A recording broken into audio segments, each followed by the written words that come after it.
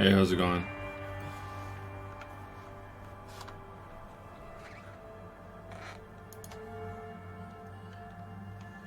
It is February 5th, 2020.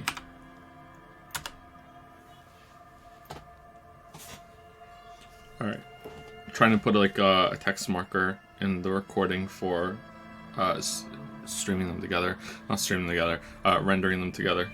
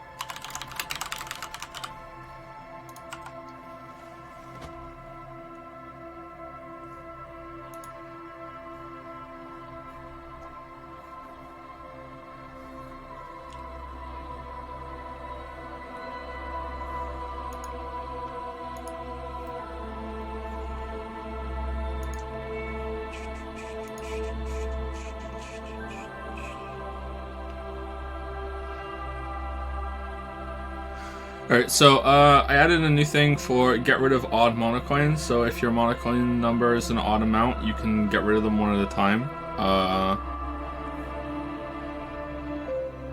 I'll probably get rid of this after today because I don't want people being able to spam it. If people spam it, I'll just get rid of it right now. So if you have an odd number of monocoins and you want to get rid of it, go for it now.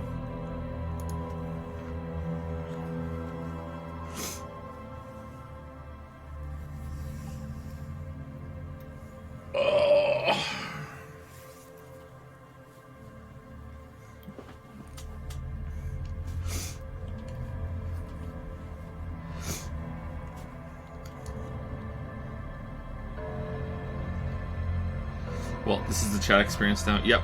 You guys having fun?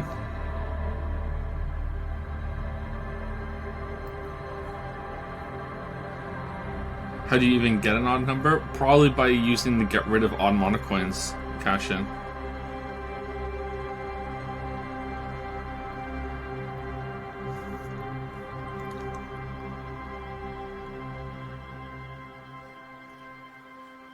We're gonna keep a Yaya disabled one coin at a time. I was the only one with an odd number, not anymore. Not anymore.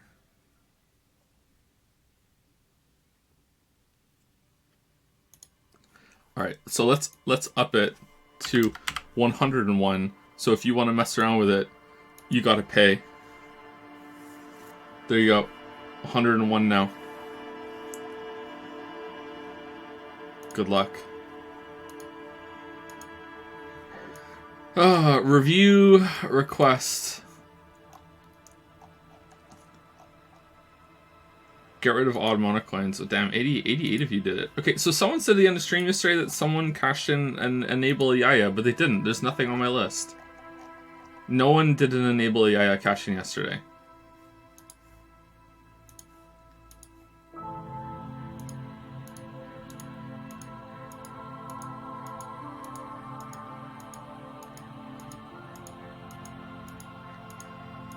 If they did, then it's bugged, because it's not on my list.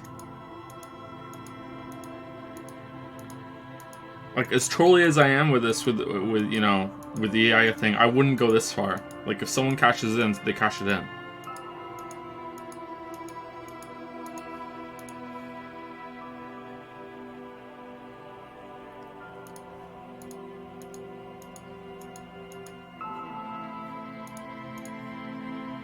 Who's back Wonderful 101? Not me.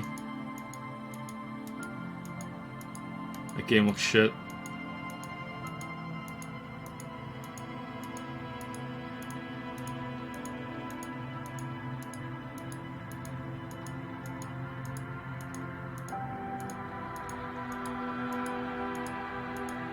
Someone did 20k on nothing? Yeah, they did, but I didn't see anyone cash in enable. Yeah.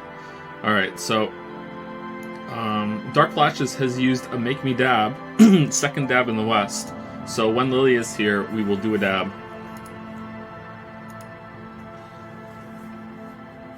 Maybe they mistook 20k for nothing for a Yaya? That would be funny if they did that.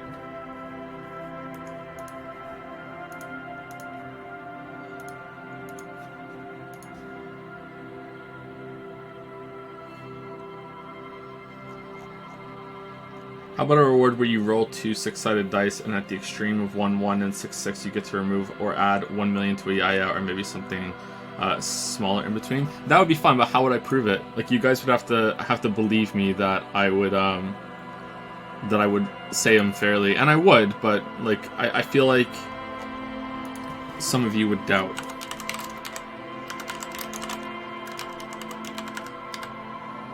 Also, I would have to get 2-sided die because I don't have any dice because I'm not a nerd.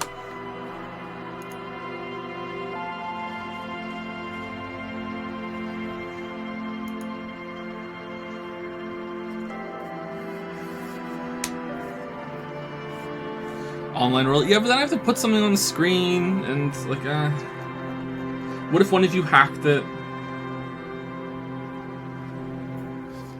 Let's just flip a coin like America decides its democracy results. Joe, you make me mad. I wanted to play Wonderful 101 for a while. I even have a Wii U now. I got it. When they announced they were discontinuing making them, I went out and got one just in case I needed it to get footage for a game. And for some reason I didn't get Wonderful 101. I got Donkey Kong Tropical Freeze. I played that a tiny little bit and I really liked that. It was pretty hard.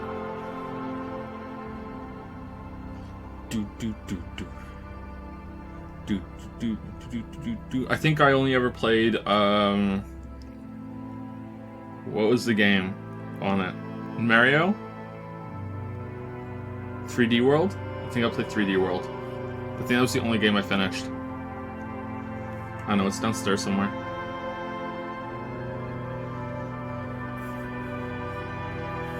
Barbecues Ella Melik has redeemed, I will say on stream, your waifu is best girl. Thank you for doing this while Nova Canoe is here. Alright. Who's the lucky lady?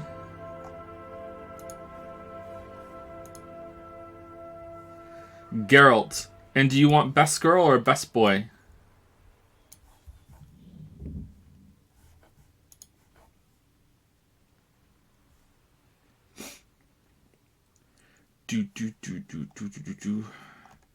Yes.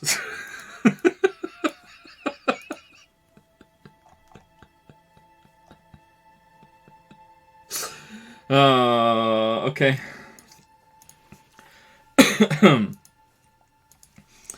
Geralt is best girl / best boy and is the waifu husbando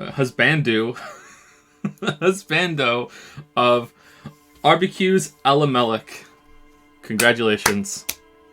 Congratulations. It's my husbando. Gotta be.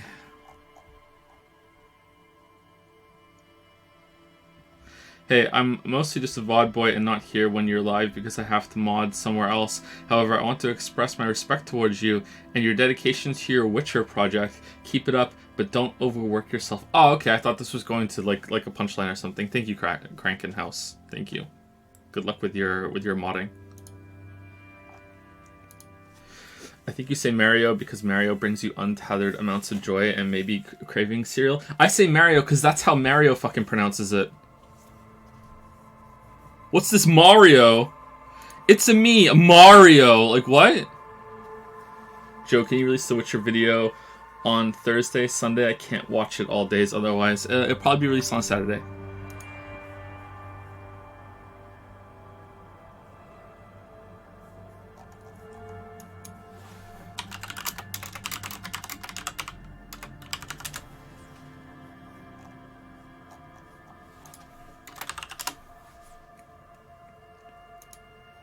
It's me, Mario. How are you hearing Mario from that? It's me, Mario. It's a me, Mario. It's me, Mario. It's a me, Mario. It's me, Mario. Mario? Where's the Mario? It's me. What are you guys fucking talking about? It's me, Mario. It's me, Mario. It's me, Mario. It's me, Mario. If you're hearing Mario, and I'm hearing Mario, then this is a Yanny Laurel fucking thing, because there's no way I do not hear Mario. I'm not trolling, I'm not memeing. He does not say Mario. It's me, Mario. It's me, Mario. It's me, Mario.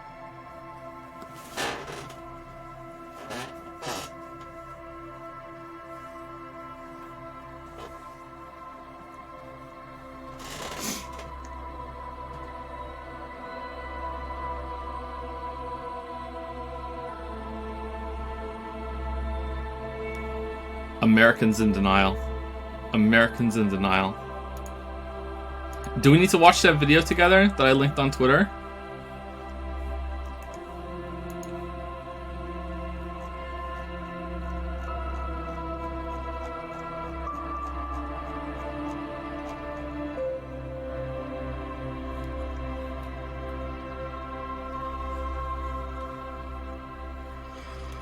Twitter stream? Oh. How do you pronounce it, Jake? How do they say it in Australia?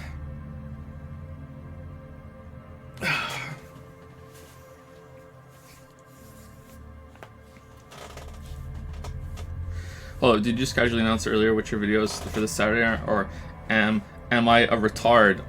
Not this Saturday, but a Saturday. It'll be out on a Saturday, probably.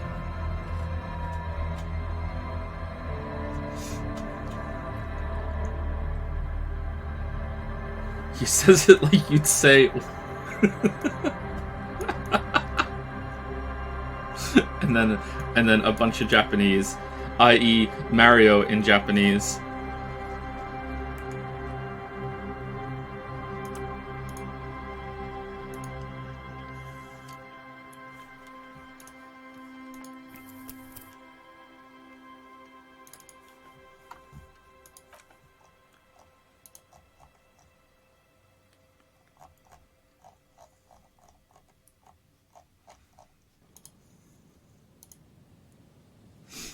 Is Monocoin's double thing is going to come back like a monthly thing or so? Nope, that'll be the only time we ever do a Monocoin double.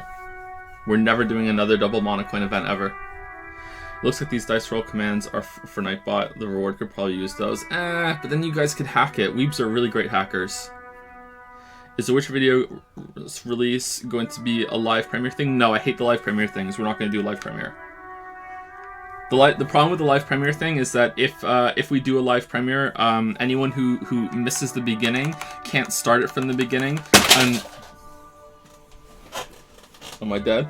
They can't, if they miss the beginning, they can't start it from the beginning until it's run its course. More than 12 hours later. So anyone who's not there at the beginning, will just have to wait a really, really long time. So that sucks. So we're not doing that. Premiere is probably really good for like a 10-minute video, maybe a 20-minute video. What does Monka S mean? Monka S means I'm a flaming weeb. That's what it means.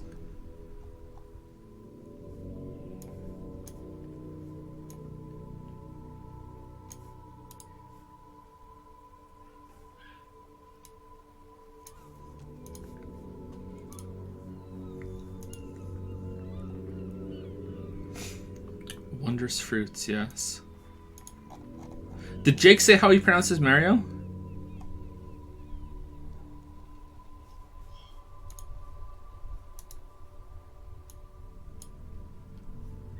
Maybe Jake bailed out.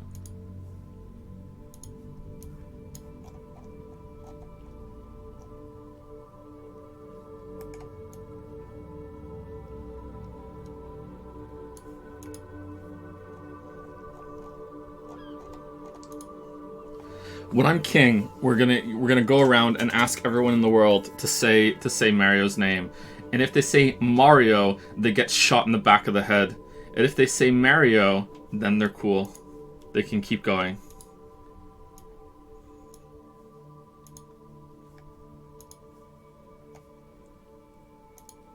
I'm a communist now.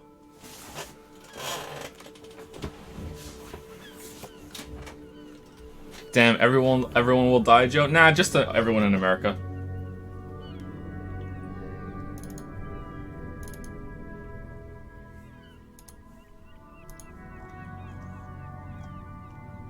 Damn, Joe doesn't understand the economy. This is true.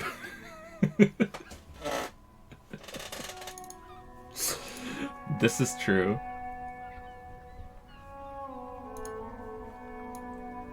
Who knew the world had such wondrous fruits? Thank you for this, Q2. The 2 lobsters. Have there been 2 lobsters in every single one? Oh, I like the pendant. That's cool.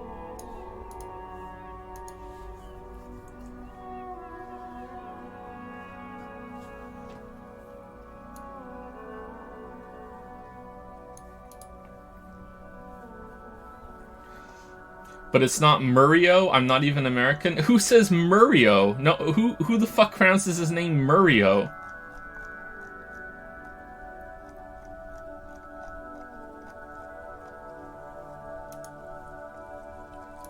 I think the only one in the games that says it Mario is Peach, right?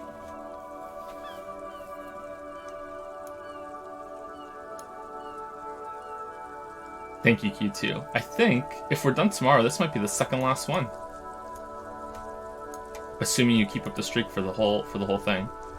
Which, no pressure. No pressure.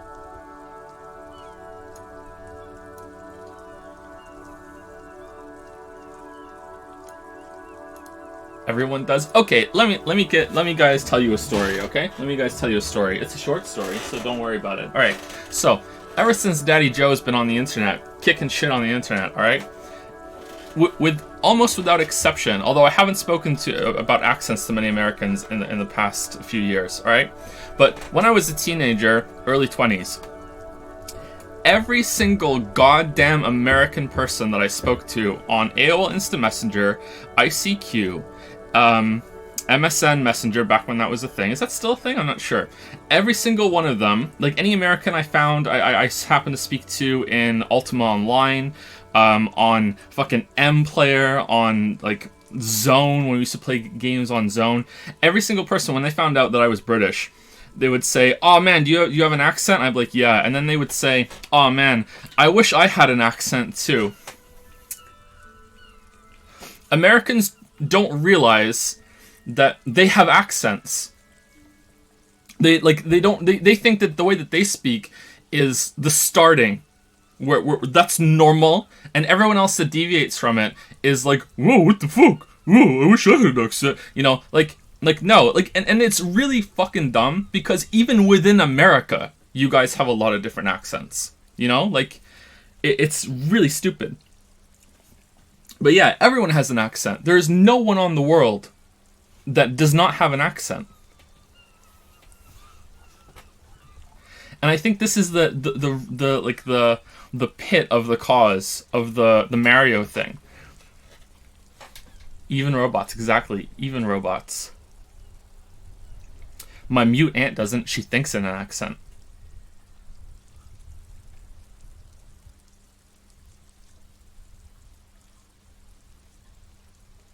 Can we all just compromise and agree to start calling him Murio? Like Bill Murio?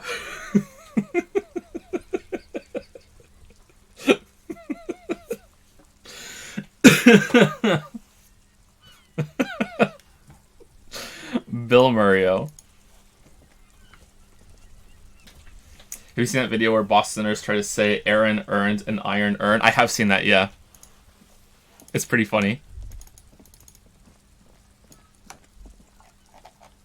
Recap of the game for casual viewers. Nope. Nope.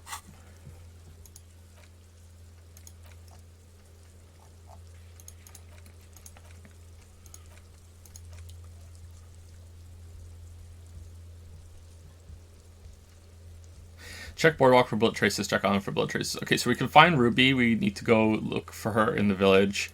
We need to find another figurine for Dolores Day, but I don't know where to find those. Find the murder weapon. Find booze and drink it. Okay, so that's it. We've ran down the options now.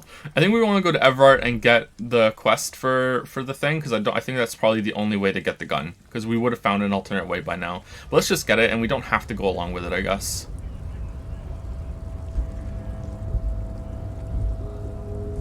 Here in Chile, people think that we don't have access to in comparison to other countries in Latin America. So it's not just a uniquely American thing. I'm pretty sure a lot of kids will think that too. A lot of kids growing up, or maybe even into their mid-teens, will think, oh, I don't have an accent, because they're just not that worldly and they don't understand the different cultures of the world. But, you know, full-blown fucking adults in America think, I don't have an accent. Yeah, you do. It's right there.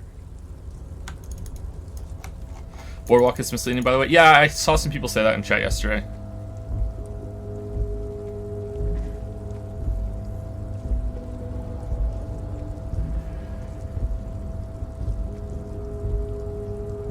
Will you go overtime tomorrow if you get close to Sam? Yeah, maybe. I don't think we're streaming next week. It's Leo's birthday next week. He turns 3. And I could really use the time. So, to just not go crazy. So I think we're probably not going to stream next week.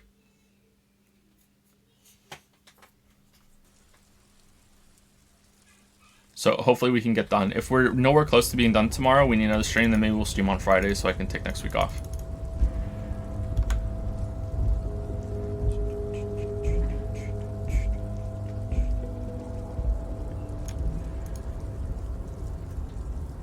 Oh, hey, mister.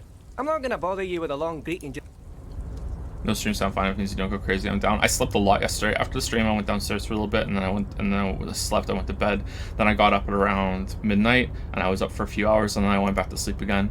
I was having a lot of crazy dreams yesterday, even worse than usual. I was having Disco Elysium streams. I was waking up, and like I was like imagining that my different body parts were talking to me, and they were doing Lizard Blaine voice. It was actually kind of cool, but also kind of freaky at the same time.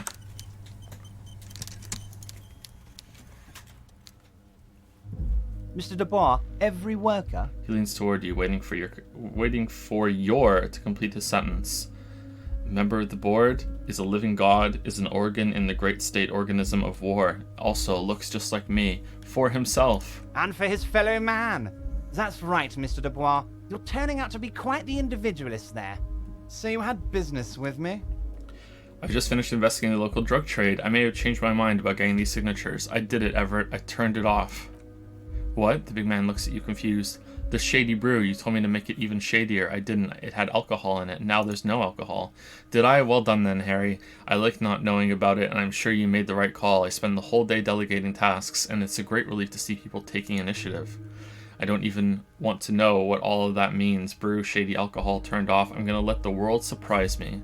Alright, I may have changed my mind about getting those signatures. You bring joy to my heart, Harry. Such a pleasure to be working with you. Here, he hands you an open white envelope. You need to get signatures from Isabel Sadie and Lillian Carter. The cul-de-sac is right past the pawn shop and across the canal. I heard there was some trouble with the water lock, but it should be fixed now. Once you have the signatures, mail this to 13022 Way, La Rocca in La Delta. Then we can talk about your gun. He runs his fingers through his thin hair. I mailed the signatures you asked me to get. All right, can we just say this? He literally just gave it to us. There's no way. There's no.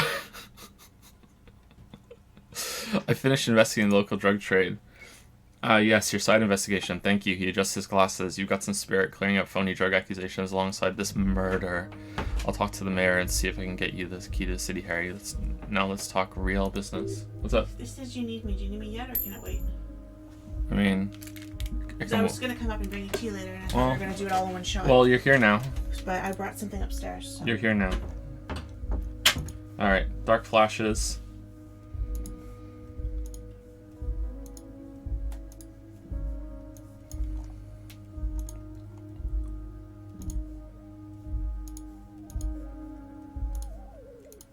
Dark flashes, second dab in the west.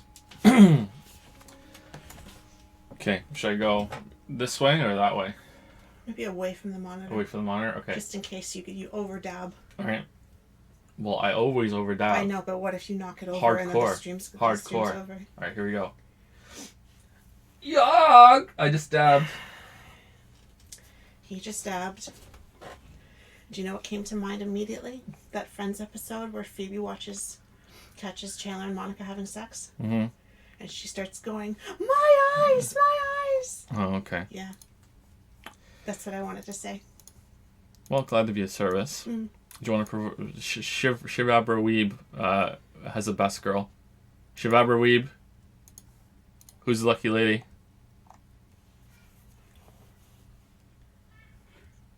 Can you say that? Is it Kira Yoshikage? Or would it be Yoshikage? Probably Yoshikaji. Yoshikaji? Kaji, yeah. Yoshikaji, I'm gonna guess. So do you want the script?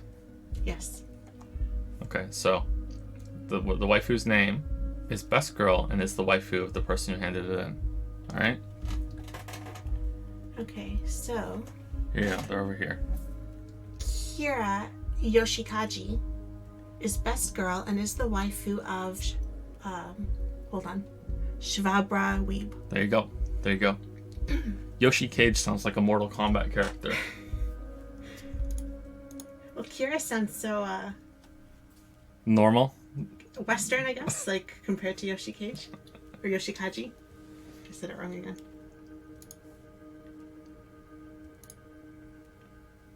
My name is Kira Yoshi Cage. I'm 33 years old and a dinosaur in Mario games. Did you hear that It's a Me Mario? I wasn't watching.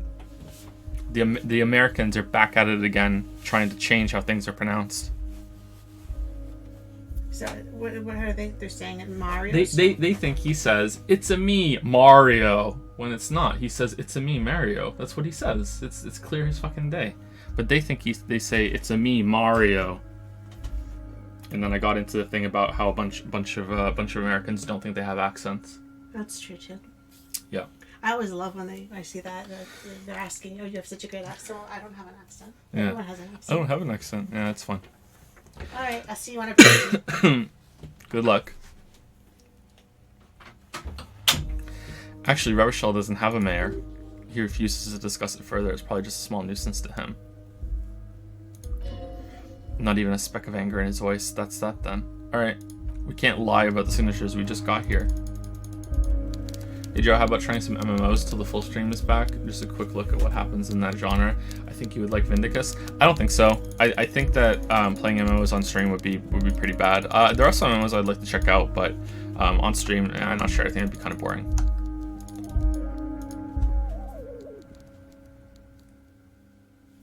I really like to try the Final Fantasy. Is it 14? Yeah, 14. I really like to play Final Fantasy 14 for a bit, but I don't have any time for that. I had to go into World of Warcraft to get some footage for the Witcher video, and I was like, oh man, I kind of miss playing this game, but I was like, nah, there's no way, just no time. It'd take too much time. Not a weeb. Well, I grew up playing Final Fantasy, so I don't think that those are weeb games.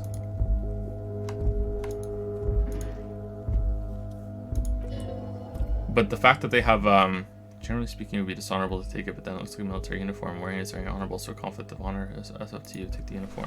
I suppose Rene is not going to be needing anymore. He studies uniform. It's a bit too colorful for my taste, though. It's needed for my work and all that. This is gonna take my shit to the next level. I'm done here. Fantastic. Try not to wear it with other similarly colorful clothes, okay?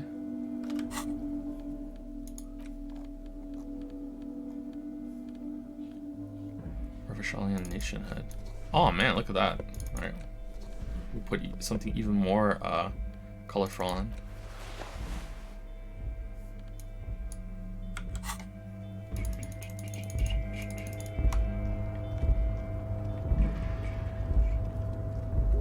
It's not weeb if I like it. Well, I mean,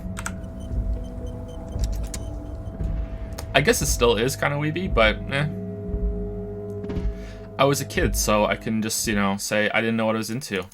Like, Chrono Trigger has art from the same person that did Dragon Ball Z, right? So, That's pretty weeby. And Chrono Trigger is my favorite game. But I think as Final Fantasy got more anime, the more I got turned off by it.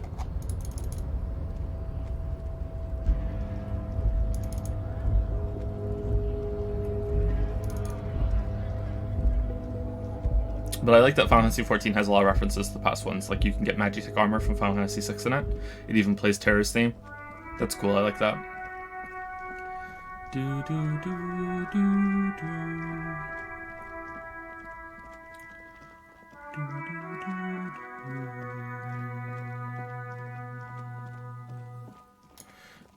Do, do, do.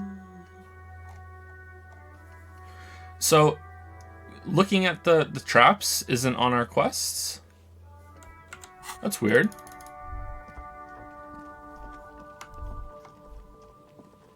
I just want to try the Nier Automata raid in Final Fantasy 14. Okay, so here's the thing, alright? Alright, we're interrupting the stream again, because that's how it is. Alright, in the Nier Automata raid, we spoke about this on stream before. I'm sorry for the repeated content. So, there's Final Fantasy 14 has a version of 2B that's all in white, alright? It's like Imposter 2B, right? So what do you think they would call her, right? Surely they would call her not 2B, right? It would be 2B's the normal one in black, and then the one in white is not 2B, right? That perfect, right? No, they called her 2P instead.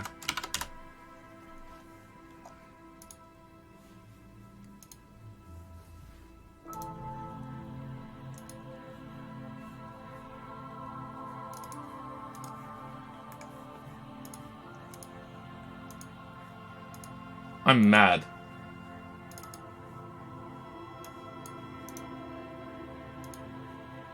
Baby rage, baby rage. Look at this.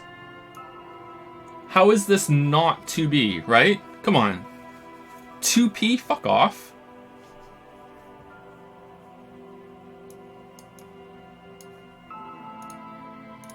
I'm angry.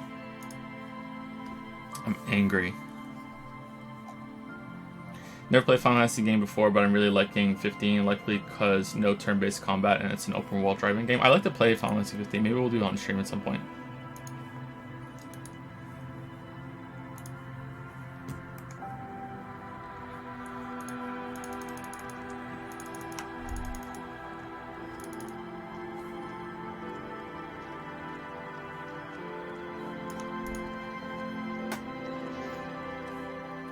Tries for Locust, but they seem weak and unhealthy. If you lie on their backs with their legs switching, still no phasmid. Poor things. It's a short Final Fantasy 2. Is it? I thought Final Fantasy 15 was really long.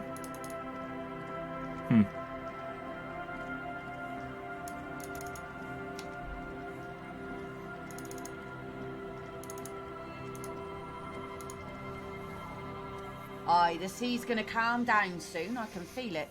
The wind.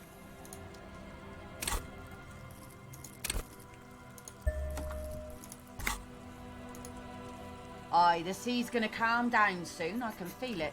Kim's presence makes it awkward. All right, mind, officer? Come on. Double sixes, let's go. Double sixes, let's go. 1,000,000 on a yaya. Oh, halfway there.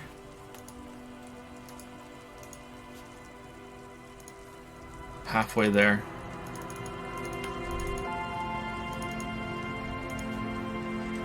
Our tenant, the policeman.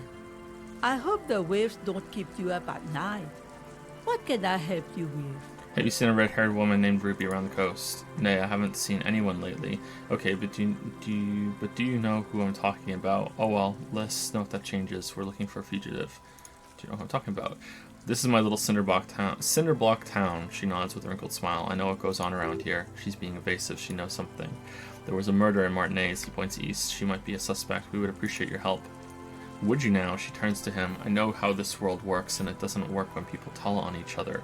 You know something. We're here to help. This is like when that man locked himself in the woodshed. We just need to help her come out. What? This isn't about the union, you know. You don't have to worry about retaliation. I don't remember this. No, it's not like that. Like that, man. With him, we called you. Right now, you just arrived by yourself like a raven plucking at the window glass. I see. You know something, but you decide not to tell us. There's not much to tell. People come and go. Now, was there something else? I see, man. Lieutenant turns to you. I hope you don't mind if we look around anyway. You should look around your shack. Maybe she's rented it out to others, too. Maybe Ruby and I have been sharing the same place.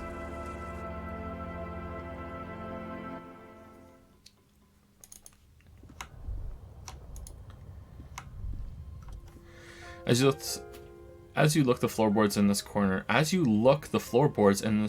the shack, it's clear one of them isn't quite level with the others. Didn't we have something about look at the floorboards before? And it wouldn't let us do that until now? The edge of a floorboard next to it looks scratched. Move the board aside. The hollow space underneath the floorboards is dark and damp. You can barely make out the mixture of sand and sawdust below. What's in here? Nothing particular catches your eye. Looks like more reeds. There might be something hidden inside the sand, though. Something bad. Someone's night thoughts. A last resort. A bad idea. Search through the sand and sawdust. You stick your hand and start combing through the sand. Dry, not like outside. Find dust and then something hard wrapped in paper. What is it? A small cylindrical object. You pull it out. A bullet. A 9mm bullet to be exact. Fit for all muzzle loaders of that caliber. This bullet isn't for a breech loader like the murder weapon. The floorboard isn't interested. Maybe the washerwoman is. You have enough to confront her with. Interesting.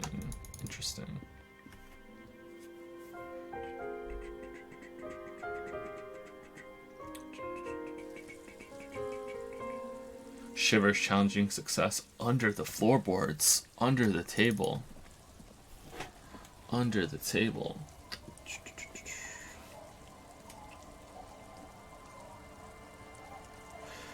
Thank you to Leonardo Bear for the 3-month resub. I think that was just as the stream ended yesterday. Thank you very much. Sorry that I missed it.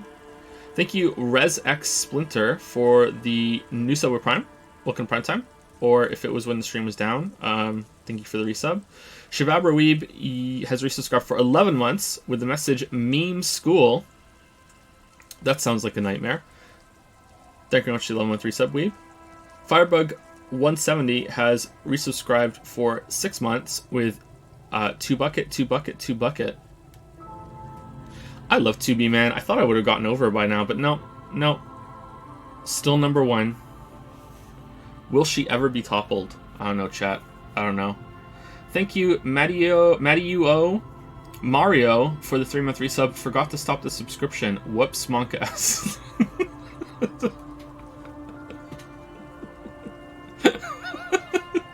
Alright, I'll take the unintended subscription. Thank you, Mario. Reese Nisi has resubscribed for 28 months. Whoa, who dis? How's it going, Reese Nisi? Always fun to say your name. 28 months, man. 28 months. And we're talking about 2B again. Must be fate. Thank you, Reese Nisi. Hope you're well. Thank you, Mads O'Clock. Damn. That's what I'm talking about. For the 4-month resub. I've missed a load of streams recently, so it's good to be back. Aha! I like Mads O'Clock. Makes me think of Death Stranding. Thank you very much. Soul Exo 0 has resubscribed for 4 months. Hi Joe, just popping by to celebrate 4 months of subbing. Now back to past Joe, starting in Pillow Pandemonium. Hope things are going well. I like the Pillow Pandemonium. That's one of my favorite stupid Disco Elysium stream names. Although today's is pretty good, although it's cheating because Encheesium isn't a word. I hope you get to hear this one if you get through the game in the VOD. Thank you very much for the sub. Hope you like the playthrough. I think we fucked around a little too much on this run. I think when streams come back full time, I think we need to be a little more focused. Not entirely focused, but just a little more focused. Thank you, Zero Rin, or Zero Rhine, or O-Rin, not sure, for the new sub Prime. Welcome to Prime Time. Welcome to Pout Patrol. That was 22 minutes ago, I think, when just after the stream started. Sorry about that. We usually take a little bit before we get to them. Asphaltus Tesla has used 100 bits to say, Hi Joe, love your videos and your streams. I'm thinking of making a mispronunciation clip. Please help me out. Just say these words as fast and wrong as you can, just as you see them, without stopping. JPH Pickle, Dubois, Requiem, Zelenzi, Sulisars, Slaughter Troll, The Diet... Didactic, JPH Pickle, Vapahera, Oranges, hors d'oeuvres, horse d'oeuvres. What? You're cheating. Gnocchi, Cacoin, Giovarlo, Witcher 3, Andar Table, Paella, Puella, Spaghetti, Whamio, Uvolva, Owalva, Uvula, Aluv.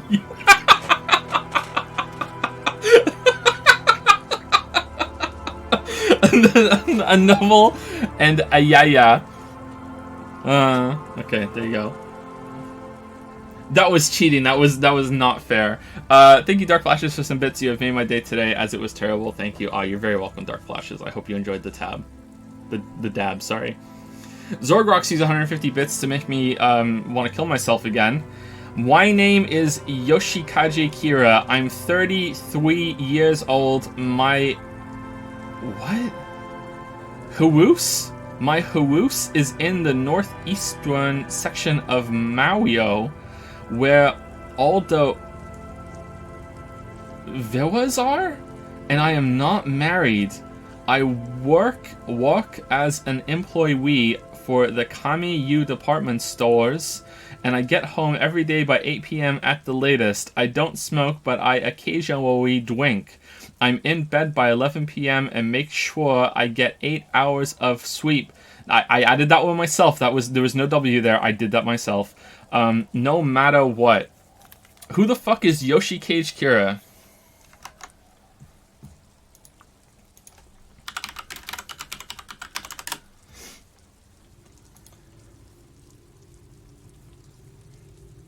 Oh, it's JoJo. Great. It's JoJo. Alright. Of course it's JoJo. Of course it's JoJo. Of course. Thank you, Adaram6, for the 5-month resub. I haven't watched a single Disco Elysium stream, but kept my sub up anyway. Oops. Yeah, these streams have gone on for too long. We shouldn't have played these because it takes too long on the shorter schedule, but oh well. We can't take it back. We can't take it back. I think we'll be done tomorrow, though. Thank you, Adaram6. I have been thinking as Resource for 9 months, all yogurts are yogurts, and yogurts are yum. Also, yogurts are young and youthful, angelic yogurts. All yogurts angels. Okay. In Britain, some people pronounce it yogurt, which I do not like. I prefer yogurt. Yogurt sounds kind of bad. I also knew some people that pronounced Yoshi as Yoshi, and that bothers me too. So I can be hypocritical. Like, Yoshi just sounds really bad. Also, he says Yoshi when you know, Yoshi, like, it's Yoshi. Okay, you guys need to stop redeeming the odd monocoins. We need to stop. It's time to stop.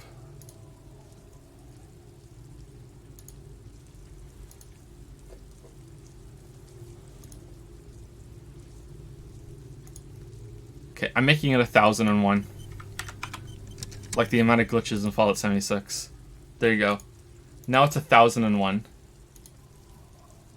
I wouldn't be here if you weren't a hypocrite. Everyone's a hypocrite about something. Wow, look at all these people just like still going for it. Damn. Damn. Huh. You guys are sure showing me. Sure showing me, you guys. You're sure showing me. Look at all these coins that aren't going to a Yaya right now. God damn. Play you like fiddles, man. So many fiddles. If this game doesn't end with a Danganronpa trial to determine who the killer is, I'm going to be mad. I think you're going to be mad, Fritz Imperial. I think you're going to be mad. Zorgrox has used 50 bits to say, Uwu notices your hand. What? What? Okay, moving on. Last four on my list are Neurality, or Neurally. No, that's not even close. Neurality, let's just go with that one. For 4-month resub, I'm just happy to be here. I'm happy to have you, Neurality. Hope you're enjoying the streams.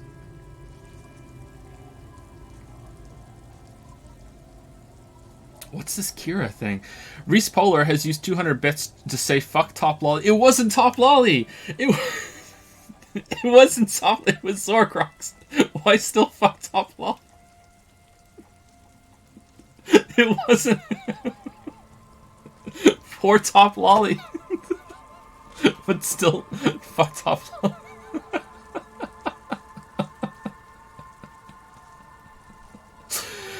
Thank you, Rickett, for the 2813 sub. Is that a motherfucking JoJo reference? Apparently, yes. Apparently it is. It's a JoJo reference in a roundabout way. Thank you, Rickett. Thank you, Senrahan, for the 23-month resub. Hey, Joe, a while ago you wondered if there were any people who are glitch blind. I think I am. I played through Last Jedi and didn't notice any glitches. Either I'm incredibly lucky or really blind. I had a lot of fun with it anyway. JPH, fine. I had a lot of fun with, wait, you played through Last Jedi? What do you mean? You didn't notice any of the glitches in Last Jedi? Do you mean Jedi Fallen Order, or are you making a funny?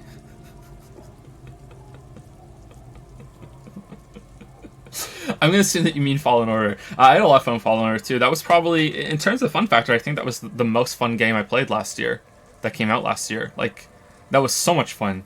Just the stormtroopers and everything were just really, really entertaining. So, yeah. But I think some people are glitch blind. You probably did get lucky, but there was probably some glitches that you just didn't notice, yeah. I think. I'm either, like, the opposite of glitch blind, or I'm very lucky that I see so many, or unlucky. I don't know. But it was a lot of fun. Blue Forest 21 has used 100 bits to say, a gift, I hope you feel better today, Joe. And then it's an image link. Can you link it in chat, Blue Forest 21? Because I can't see it on this computer. Maybe if I scroll up, I can see it. I am feeling better today. I got a lot of sleep yesterday, so usually when I'm sick or I'm close to sick, I just sleep a lot. How are you gonna play this game? Probably today and tomorrow. I think we're gonna be done. He can't? Okay, let me type it out. Type it out.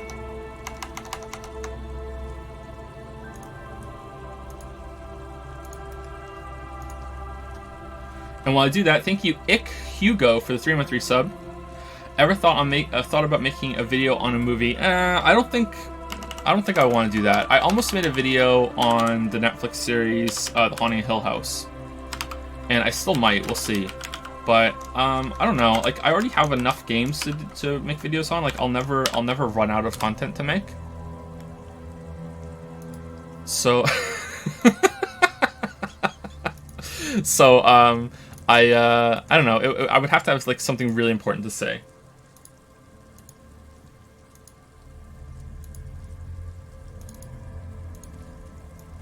Here we go. It's the Kim Pout. Kim has joined Pout Patrol.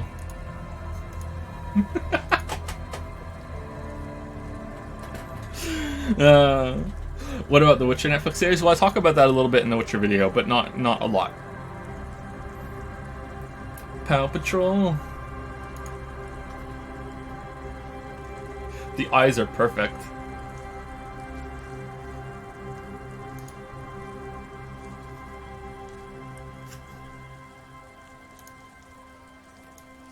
Perfect.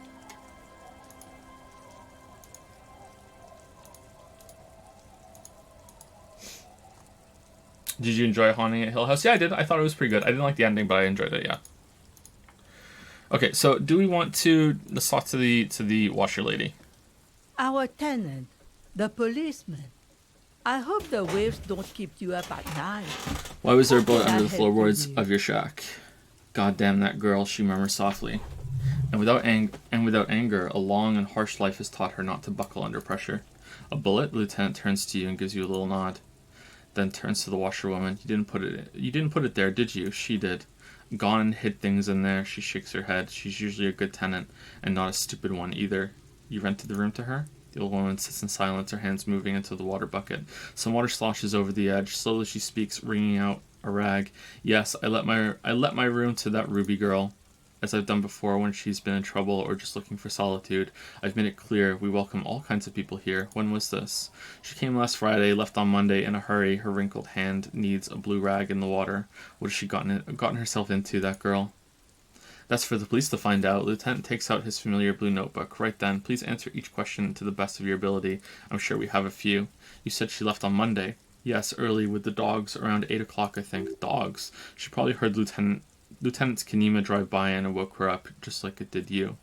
Kim, she must have heard your kinema. Yes, that is a downside of having a 138 kilowatt engine. His voice is tinged with pride. It lets the bad guys know when you're coming. Is the room exactly as she left it? I cleaned it like I always do. Was there anything else there? No. The truth, sire. Oh, thank you, Drama. What's she like, Ruby? She's good company, knows how to talk to an old woman. She rubs her cold hands together. On my age, you don't get a lot of quality conversation, so I really appreciate that about her. Did she talk to you much during her last stay? No, she was mostly silent this time, kept to herself. What do you mean?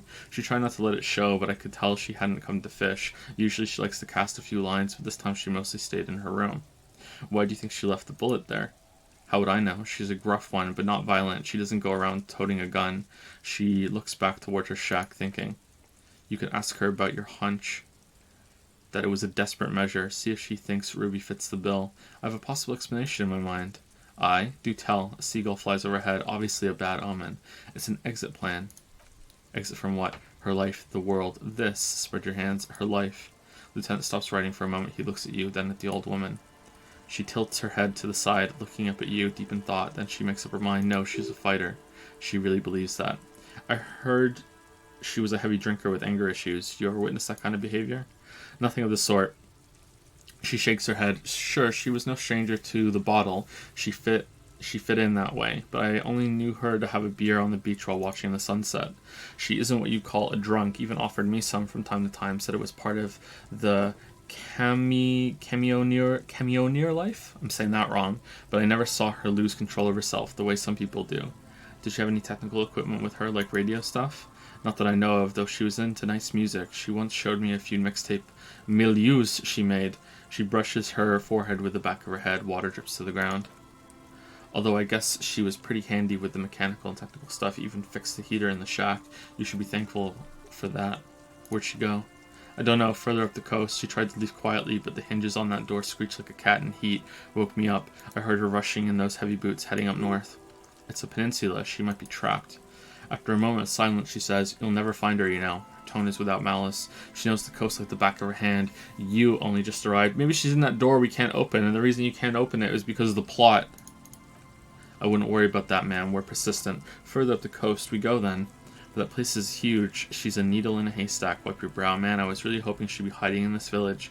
Are you sure she didn't go somewhere more pleasant and less wet? Further up the coast we go, then. Are you sure you wouldn't rather stay here, get a nice cozy fire going in the heater? She drops the rag into the bucket. It's clean now. Seems like a better idea to me. The felled electric merle. You feel like you should go look at it again. Step close this time. Okay, so that's the thing with the interactable door in like the ruined roof that we couldn't get to before. Okay. A few more questions about Ruby. Enough about Ruby. I had other questions. I was asked to get your signature. Hand her the envelope. Okay. One thing, officer. If you do find her, please go easy on her. She looks around. The air is getting colder. She really means it. It's an honest plea. She's a good girl. Whatever she's gotten herself mixed up in. Alright. I want to try the suggestion thing with Lillian again.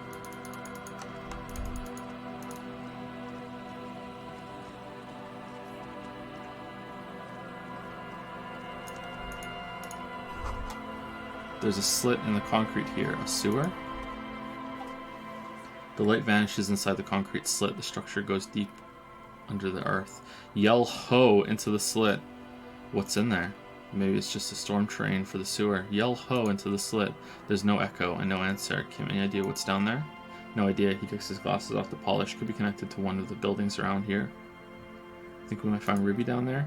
We might find her down somewhere. There's an odd storm drain system beneath Martinez that's mostly collapsed. Rubbershell's sewage system has been built and rebuilt 4 or 5 times now. He puts his glasses back on. In conclusion, she could be under any building, but not in there. He looks into the slit and sighs. I hope not. Finish thought. Finish game.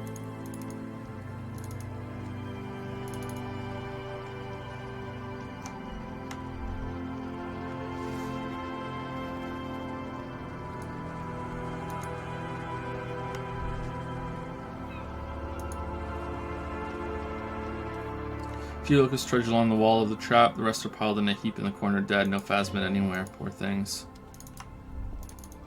This is looking pretty hopeless to find this phasmid.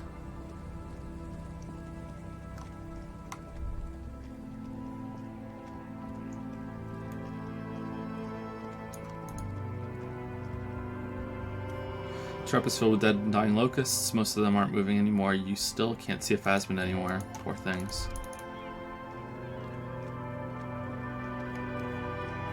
Oh, we already came down here once we had the Ike thing.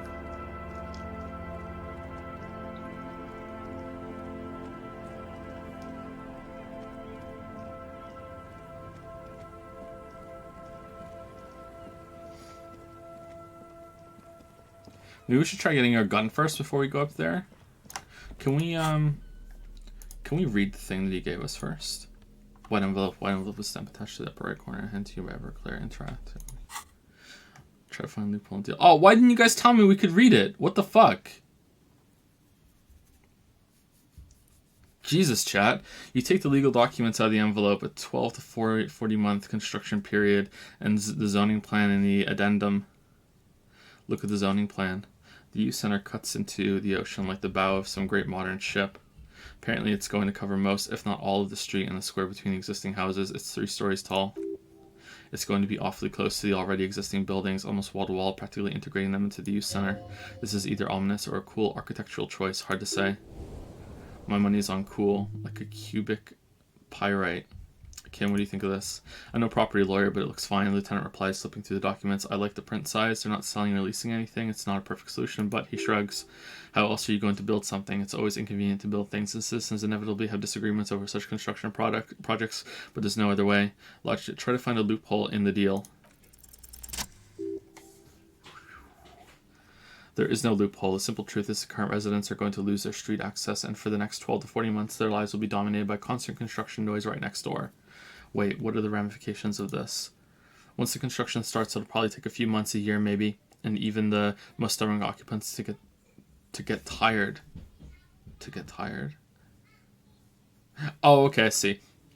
After that, they'll sell their property for cheap and move out. Look, Kim, point to the photocopy. These people are going to have to move away. Can we do something about it? The noise will be tough on the villagers, but I guess that's the cost of progress. Number 1. I should have seen it. The lieutenant frowns as he reads over the document again. Everett probably has eyes on us, but he pauses to think. We could try to get other people to sign this instead of those listed, or you could forge their signatures yourself. By the time he finds out, we will already be gone. Everett, people could be watching you here. Alright. What if we go inside our hut?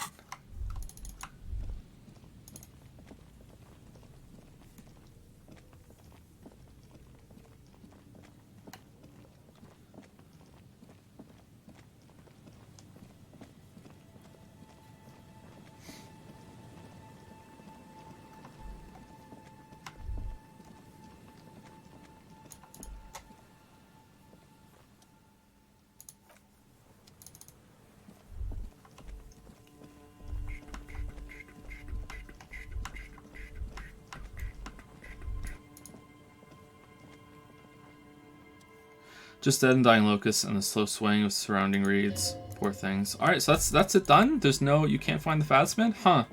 I thought for sure that it would have ended with something. Maybe that's the point. Maybe you're supposed to feel like, oh, sometimes things go nowhere. Huh.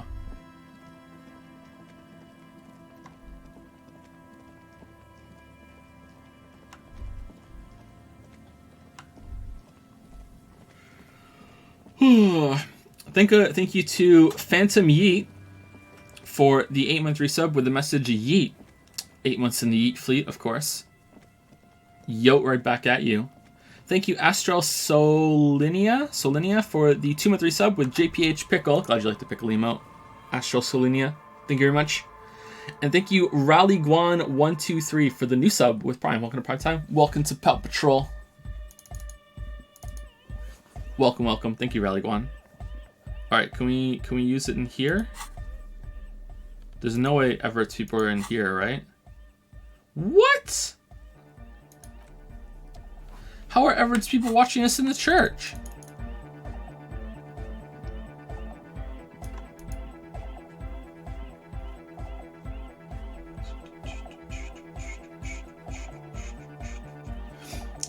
Implying there's something to know is a spoiler. Nah, what happens whenever I speculate about something, chat just says he doesn't know, even though chat usually doesn't know either, and I think that's really good. Because they say it even if there is nothing to know, so I can never know for sure.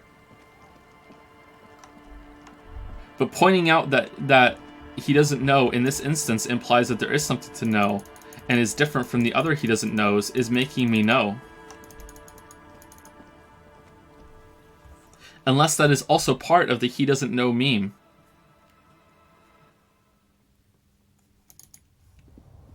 Okay, there's no one in here.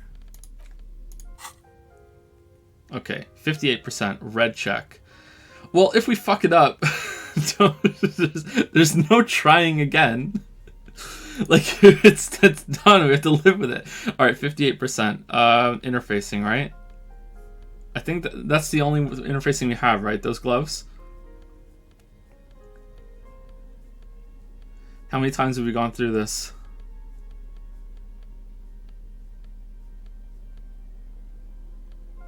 We're not readying it. Nope.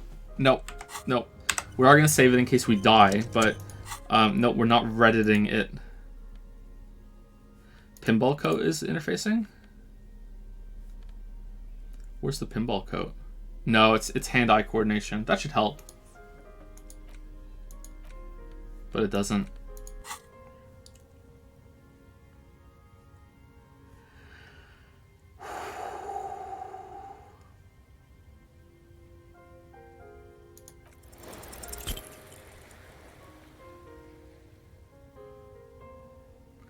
The pen is shaking in your hand as you draw a pathetic little line. Keep drawing. Oh, we were one off.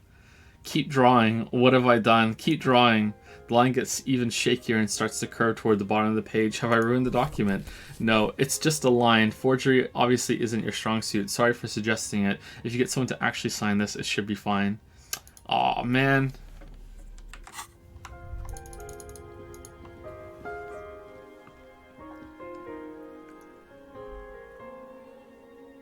We're not reloading. No, no, no, no, no. We're not reloading.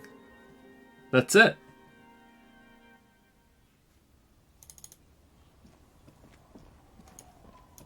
Kim, are you good at forging? Yes.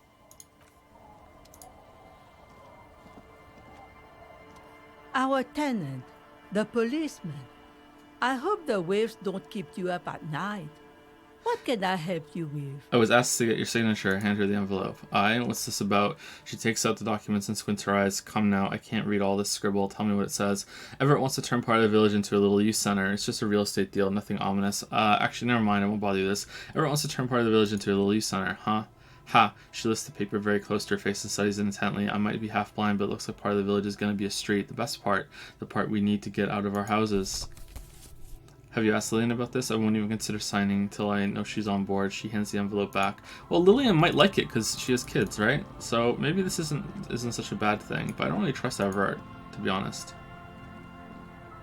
Aye, the sea's gonna calm down soon. I can feel it. Whoa, how Wind's come? turning southeast. How come What's this has on come your mind, back? officer? Why do we get another chance at this?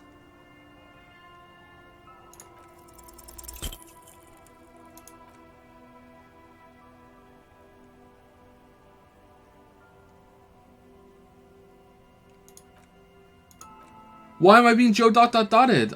We leveled it up and then we tried again, didn't we? I remember clicking the alcohol thing. Did we level it up again after that?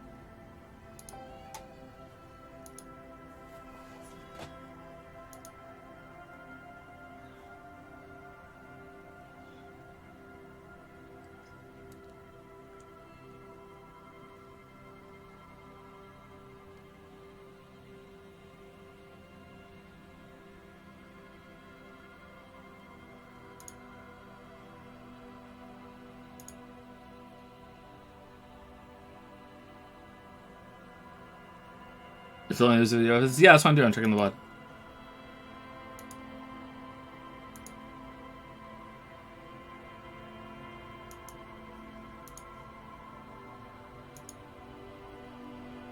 It's not loading very quickly though, unfortunately. You guys are probably right, but I want to check.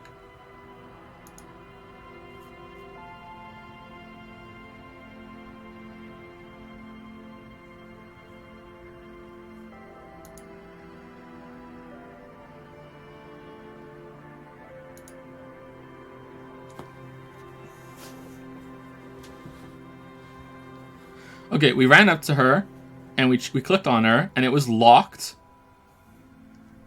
She needs to go on a date. It was locked. Then we leveled up. Suggestion. We're leveling it up. Alright, we accepted it. Then we clicked on her. Then we tried it.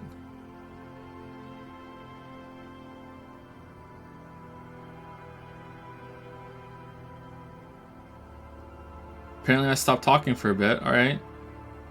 Yeah, I click on it. And then it was a one. We rolled a 7, 1 and a 6. And then it was locked again. And then we walked away. What the fuck, chat? We didn't level it up again. Then we went and spoke to the old lady. Why are you guys gaslighting me?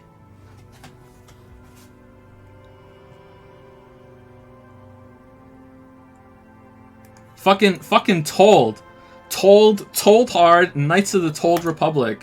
What the fuck? I'm already going crazy enough. Don't do this to me.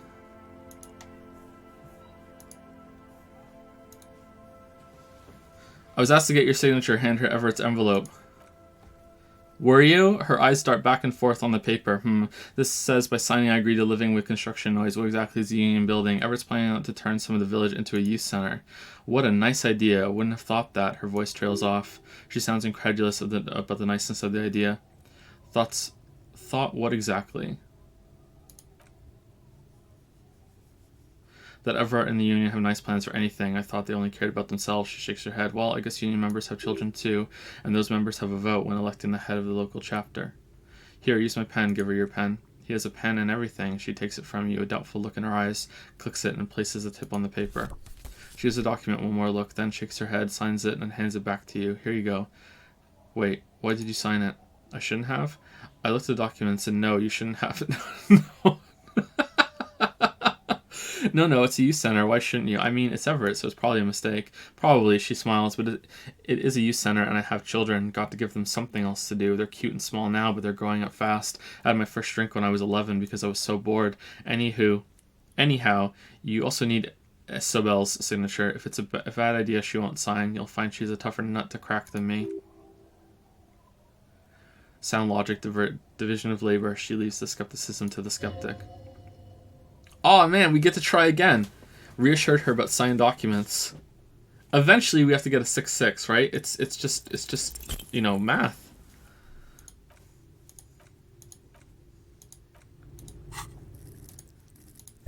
All right, we leveled it up. See, got you guys. See. Aye, the sea's gonna calm down soon. I can feel it. The wind is turning southeast. Come What's in your on. mind, officer? Come on. How many points do we have left? 4. All right. If we get another round of skill points, we'll come back again. I want to do it while Kim's here because I think it'll be gold. Our tenant, the policeman. I hope the waves don't keep you up at night. What can I help you with? I got Lillian's signature. Will you sign the papers now? I wonder if you save scum rolls, it knows, and it makes you roll worse throughout the rest of the game in revenge. I feel like we've been getting shit rolls ever since we became a Redditor. Lillian should just... Lillian should let her sword make her decisions. The girl just doesn't have the head for it. She lets out a chortle course like a raven's cow. Either way, I won't sign. Wait, you promised, so that it was a test? Aye, Lillian's not the only one who's too trusting. She wanted to see if you would do it, and if she would. What do you have against the union? I've seen it all before. You think they've got our interests at heart? Rich men are always selling poor men promises they never plan to keep. She pulls a dark red rag out of the bucket and puts it back. Then the poor get pushed out of their homes, and the rich get a little richer. That's the way it goes. So no, I don't trust the fat man, and neither should you. In her mind, the Union is right-wing because Everett is fat. It's that simple and there's no changing it. She peaks with the authority of a leader. Hers is the final word around here. She is headstrong, but there's a slight hesitation in there. You may be able to convince her. Convince her to sign Everett's document. Alright, so let's put some suggestion clothes on.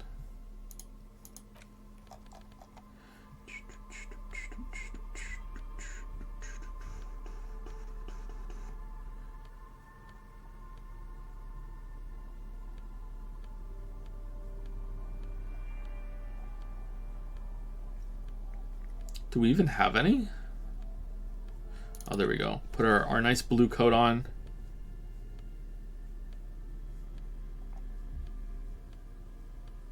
Oh, that's it. We have one. Bonus from thoughts, -3. Sucks. Our tenant. Damn. I wish I had The come over here and police- failed this a couple times so we could I double hope dip the on the waves don't suggestion keep you up skill at points that night. we had. What can I help you with? God damn it, we can't fucking roll anything. It's really in her best interest to listen to you. You know how the world works. Isabel, you must understand this place needs that construction project. Perhaps some financial compensation would change your mind. Wink. Sign it or I'll have the RCM turn this place upside down. We're gonna find something. Number 1. I've heard that pitch before plenty. Building this, building that, new jobs, new blood. She shakes her head in disdain. Somehow the people here always end up holding the short end of the stick. I could try to ask Everett to pay you some money. You gotta be smart, read the fine print, think ahead, look for opportunities. And what do you think I'm doing right now, Mr. RCM? The scrub brush flies into the bucket so furiously some splashes hit your face. Tastes like soap, unsurprisingly. Do you know who takes the cream off these deals? Real estate developers, construction companies, restaurant owners, Claire's accountants in La Delta. You have some integrity. You're an officer of the law, not some fat slug's corrupt little crony. He has my gun. It's okay. She's emotional right now. Keep at it. Wear her out. Alright.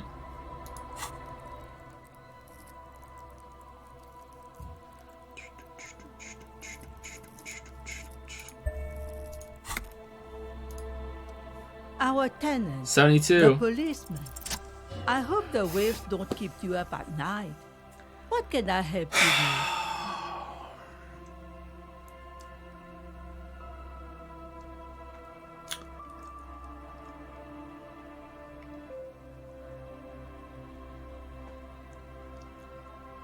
God damn it. Logic and reason won't work on this old bat. Better go for shameless emotional manipulation. What's her grandmother's deepest vulnerability? What's going to happen to Lillian's kids, the twins and little Lily? What do you mean, what's going to happen? They're going to grow up, of course. I raised my own kids in this village, and they're doing fine for themselves. They didn't end up like the moribund alcoholics. Point to the drunks. You must be so proud.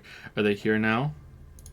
No, the old woman says, her cloudy eyes darting sideways. They moved to Farborg for work. And what do you think Lillian's kids are going to do when they grow up? Well, I imagine they'll grow up and leave too. You've got her. Now just reel her in. And then what? Then the old woman exhales. She stares at the ground, unable to finish the thought.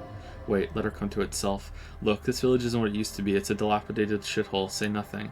I don't believe the fat man's youth center is going to change anything, but what other choice do we have? It's not like the coalition government is coming to save us.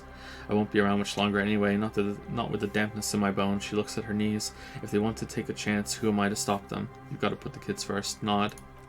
Did you say something? She squints at you. I said, you can start by signing these papers. I've got a pen right here. Hand her the documents.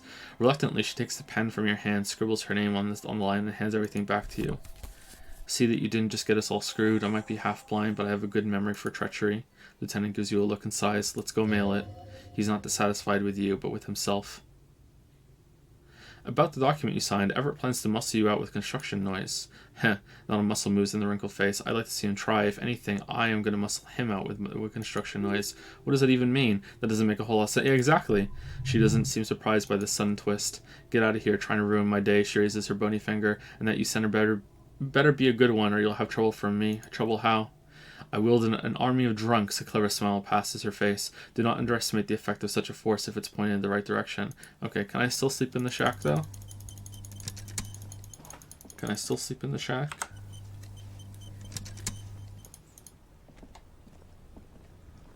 Hey, I'm back. The sea's gonna calm down soon. Time to fail. The wind is turning southeast. Yes! What's on your mind, officer? With Kim here, you think she really needs some more of that after her man died at sea? But what do I do then?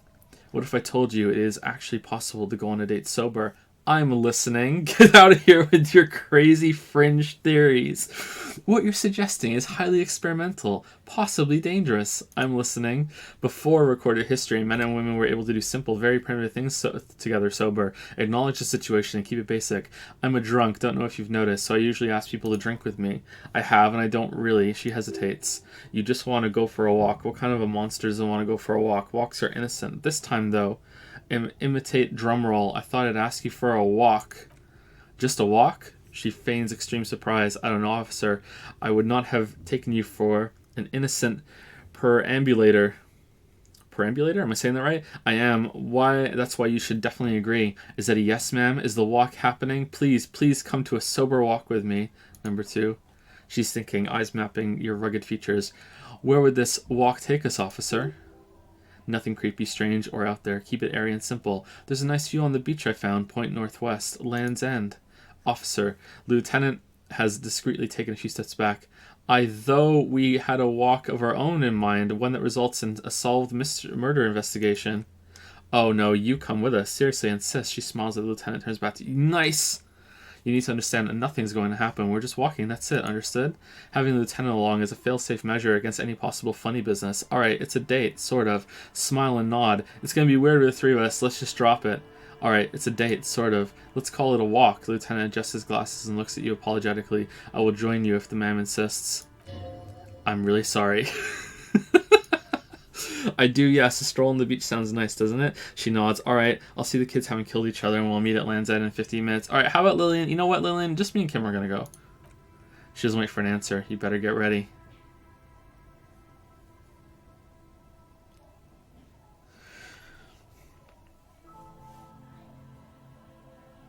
Thank you, Marilai or Marilee, for the new Silver Prime. Welcome to Prime Time. Welcome to Pout Patrol. Please enjoy our pouts. New task, meet Lillian at Land's End. Was that acceptance? It feels so normal, nourishing even. Nice.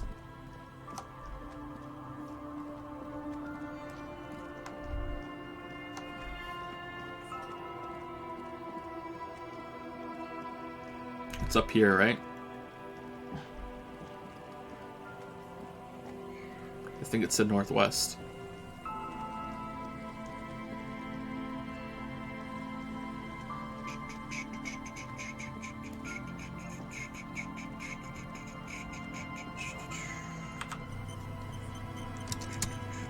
Okay, it's not here, or we came here too soon.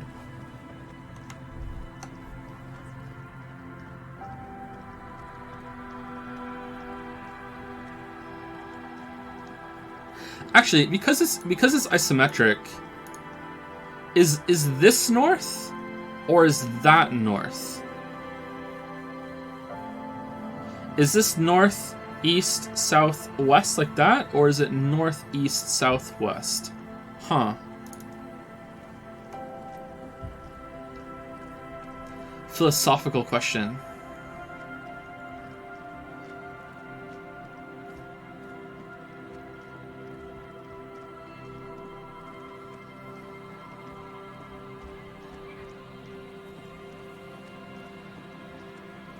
Oh damn, look at Kim, like, racing ahead of us. He wants to go on this walk so bad.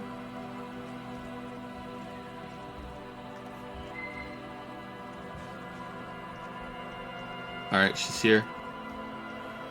How's it going, Hifumi? The woman gazes steadily at the waves. A sudden gust picks up her dark hair and lets it fall again, tousled, wild. She brushes a few stray locks from her eyes and only then spots you approaching. Aye, so here you are. She looks around. I'm a bit surprised we're alone. It's mid-noon and the sun is out. I expected more drunks and teenagers. And drunk teenagers. She's so quiet. Know that you're not the first guy to bring a girl to Land's End. This is what locals call a make-out spot. Oh, nice. That is not going to happen here today. I just want to make that clear, Dimples. She turns to face the sea once more. I don't know, once you leave, me and Kim might go at it. Across the rusty water, that's the Delta, the financial district. In the mist-covered distance, towers rise as a rebuke to the poverty of this coast. Kim, are you ready to do this? Kim, you ready to do this? Keeping a tactful distance, the lieutenant takes out his notebook, demonstrating complete disinterest in your date. Don't be fooled. He's watching you to make sure you don't act unprofessionally. Look at her. You seem surprised that I made it. She chuckles. Drinking men aren't known for keeping their appointments. I'm actually quite good at scheduling. It's a rock star thing. Tardiness. I'm sorry you had to wait. Wouldn't miss it for the world. I'm just trying to be a responsible grown-up. Wouldn't miss it for the world. The world, she laughs. Those big words men like to throw around as though they had weight. Let's just admire this piece of the world we happen to have in front of us. I? She nods to you, a playful glint in her eyes, as she turns to face the sun, reflected in the waves and the skyscrapers. Rising across the bay, you cannot help following her steady gaze. You should say something, anything, maybe the tequila sunset thing. You know, a past incarnation of myself called himself Tequila Sunset. I wonder why that is. No, keep quiet about your sordid past. It's mixed together. She narrows her eyes. It's a common Overshalian expression. It means drinking yourself to death. There's a little pause. So, are you going to keep the name? Hell yeah, Tequila Sunset all the way. I think I'm good with Harrier Dubois these days. Harry's my name. I don't need any others. I prefer just going by my initials. It's more conspiratorial that way. Call me HDB. This is a new model of me. It'll need a new name. Who am I kidding? I'm probably going to drink myself to death, whatever name I choose. I think I'm good with Harrier Dubois these days. Well then, Officer Dubois. She nods to you, then turns toward the sunlit sea. The sun reflected in the waves and the skyscrapers rising across the bay is mesmerizing. Your mind clears for a moment as your senses take it all in. Not just the glass skyscrapers, fragile, but not that fragile, looking in the shimmering light. River Esperance flowing into the bay. Did it get brighter? Isn't it strange, she breaks the silence abruptly, for this all-powerful thing, the sun, to be so generous towards us? You know, the best time to go out fishing is usually towards sunset, when the water is warmer. The sun also falls on the Cape-side tenements and war-torn ruins. An old sea fortress juts out, seemingly impervious to the sheen cast over everything else, shaking you out of your reverie. The sun does little for the dead and those hopelessly lost in their own minds, or people living in desert climates with sparse vegetation and little drinking water.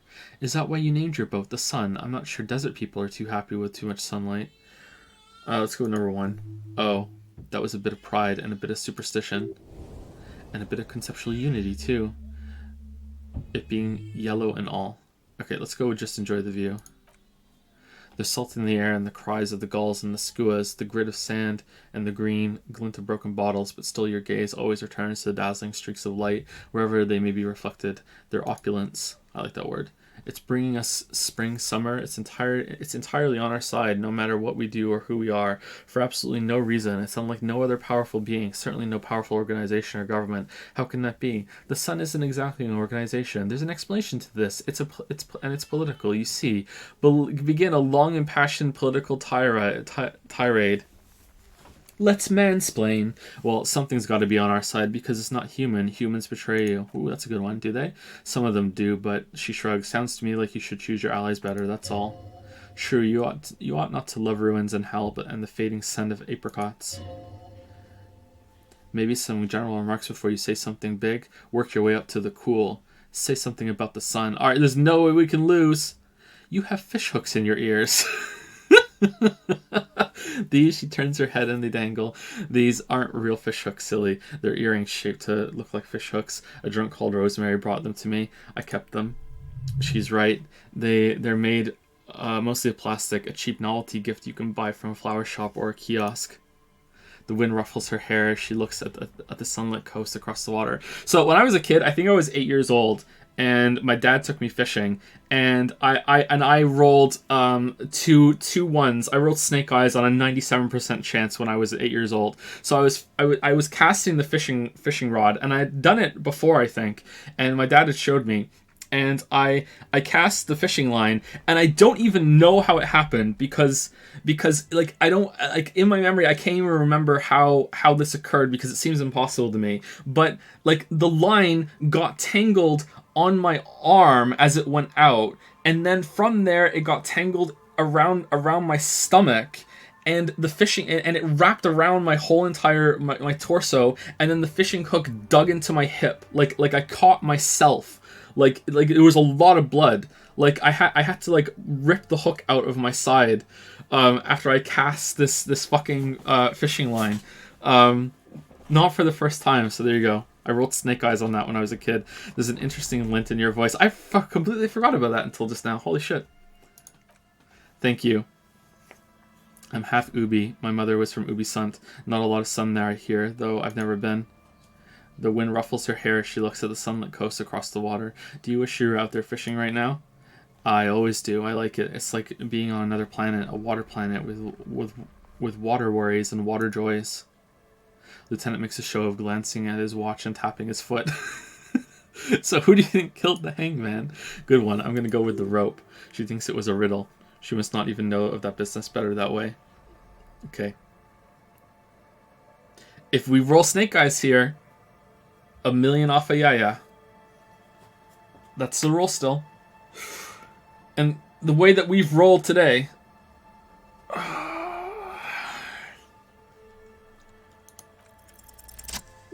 Not even close.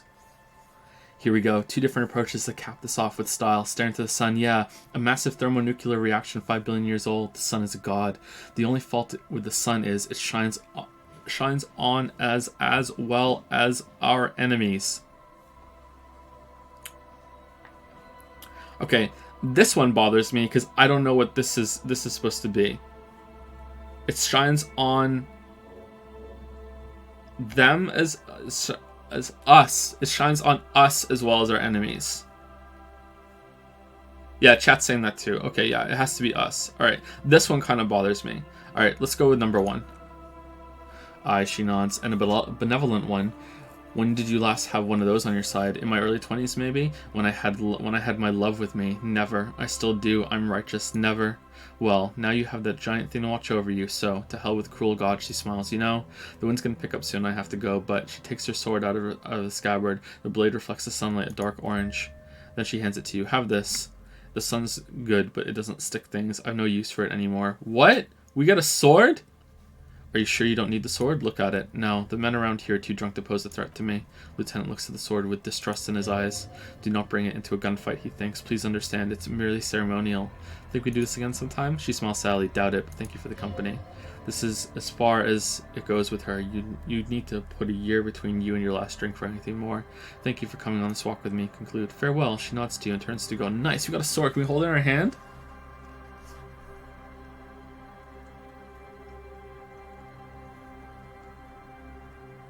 Kim, I've been informed this is a makeout spot. A primo disco makeout spot. Pucker up. As she walks off, the wind picks up and the light from the sun seems to fade. The crumbling silhouette of fell electrical R&D towers in the distance, beckoning. I hope this has been refreshing for you, Detective, the man says, watching her leave. Let's return to our search with a fresh pair of eyes. Equip this to impress yourself. Aw, man, we're walking around with a sword now. A sword in a plastic bag.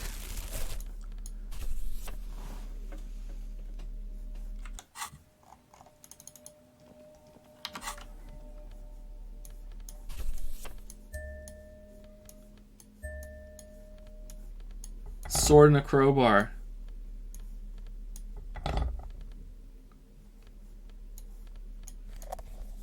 Yeah.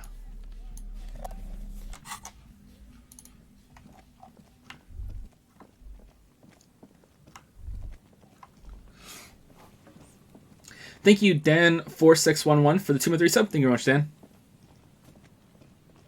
2 months in the Dragon's Den. We've dialed back on the cringe, unfortunately. Or maybe fortunately. Thank you, Dan.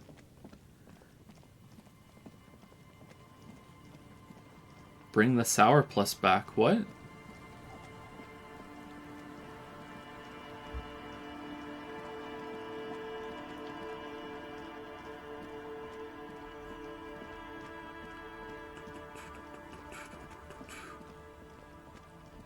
Sour Plus is the music? Okay.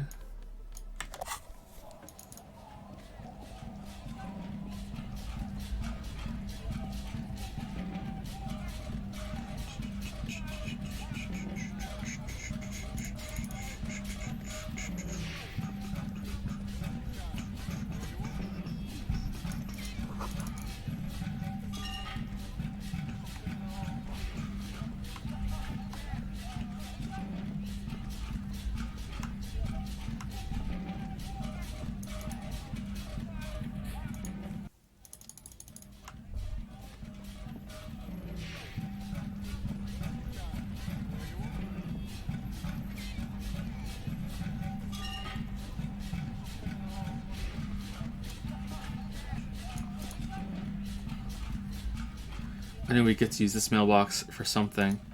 Yes, for sending mail. Drop the white envelope into the mailbox. You drop the white envelope in the darkness. It lands with a soft thud on what sounds like a couple of letters. About a week's worth of mail is collected in there. They'll be empty. They'll empty this very soon. For good or for ill, the deed is done. Let's get back to Everett. Lieutenant turns toward the industrial harbor. This better be worth it after what we did.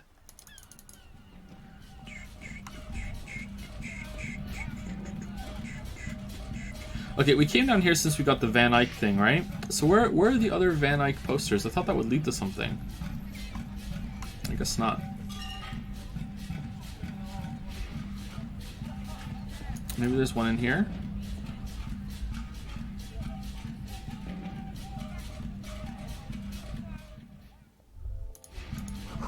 The roses in the window.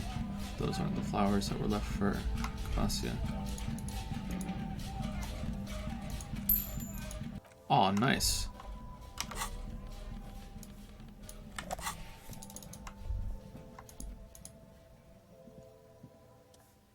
You see several packaged raincoats fill a low shelf beneath the display of croissants and juice bottles. The raincoats are transparent except for the big Fritte slogan on the back.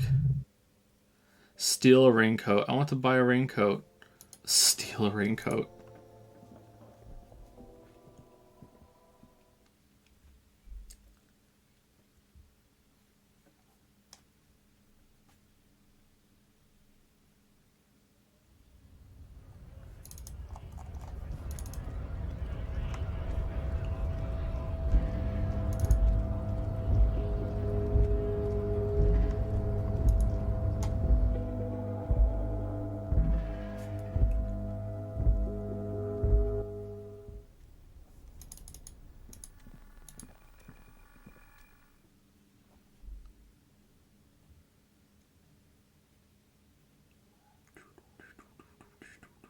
I do nothing behind Lieutenant Kutsuragi's back. Nothing. The only thing I would do behind Kutsuragi's back is if you wanted a back massage. That's the only thing.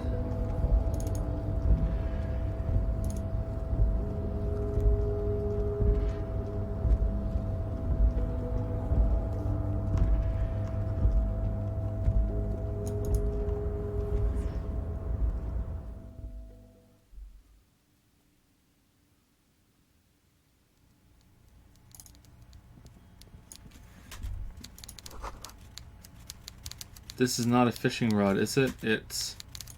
What?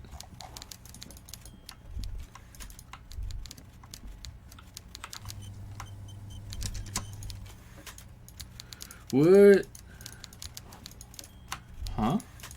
Oh, there we go. That was weird. Mr. Dubois, I hear the meeting with Titus was a glowing success. That's such a relief. Titus can be a handful sometimes. Now, what can Everett Clare do for you today? It's done. I mailed the signatures you asked me to mail.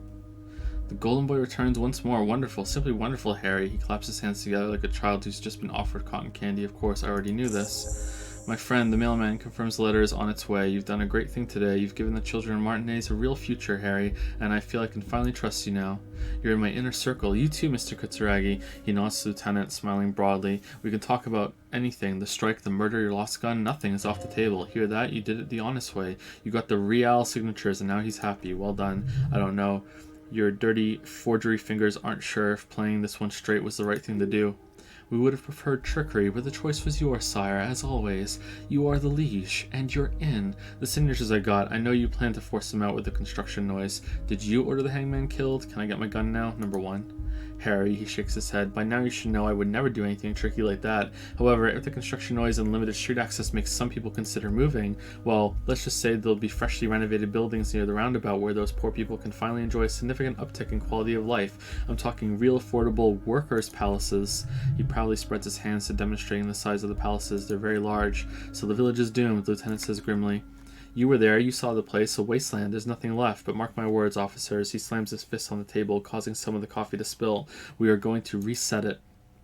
Reset, he repeats. I have big plans for Martinez, and they do not include humans living in those pig sheds on the coast. That land will be used for municipal buildings and commerce. What do you mean? Harry, imagine a youth center, supermarket, church complex employing hundreds, no thousands of people. The coast will be lit up with enterprise and life. All those ruins out there turn into low-income housing. He leans forward. Harry, enough is enough. We're taking this district back. The war was 50 years ago, for God's sake. It's time to move on. Youth, supermarket, church complex, do you really expect me to believe that? Low-income housing. If even part of this is true, then why not? And life. Nod. I knew you were a man of the people, Everett. Yes, I do. I got the center, I got room for a retail complex, and in 4 years I'll get the church too. The wheels are already turning, Harry. The wheels of progress. This post-war limbo, I won't stand for it. There are kids practically playing with their own feces out there. It cannot go on. There is true indignation in his voice when he speaks about the state of things, and even a touch of pain. And then there will be a giant statue of him, towering above it all. Wait, will you erect a statue of yourself? I'm not a symbolist, Harry. I'm a realist. My statue will be Martinez rebuilt. 5-story building complexes, kids off speed, and landowners of ozone hating me. This will be my statue and yours. We're doing this together. You would look nice as a statue. Sounds like you got this. You can rely on my vote. Oh, I do, Harry. I really do. He crosses his arms on his chest. I'm going to make the working man richer than Joyce Messier with that vote of yours. That's my job, just like yours is to keep the peace. Did you order the hangman killed? Order it. You know my men didn't kill him. They told you. It was a happy accident. You know how it is. No one takes the initiative. If I wanted him dead, I would have had to do it myself. And I'm too fat for that. Why are you so fat? Glad you asked. I've got type 2 diabetes because sugar and fat was all my mother had to give me and my brother Edgar when we were kids.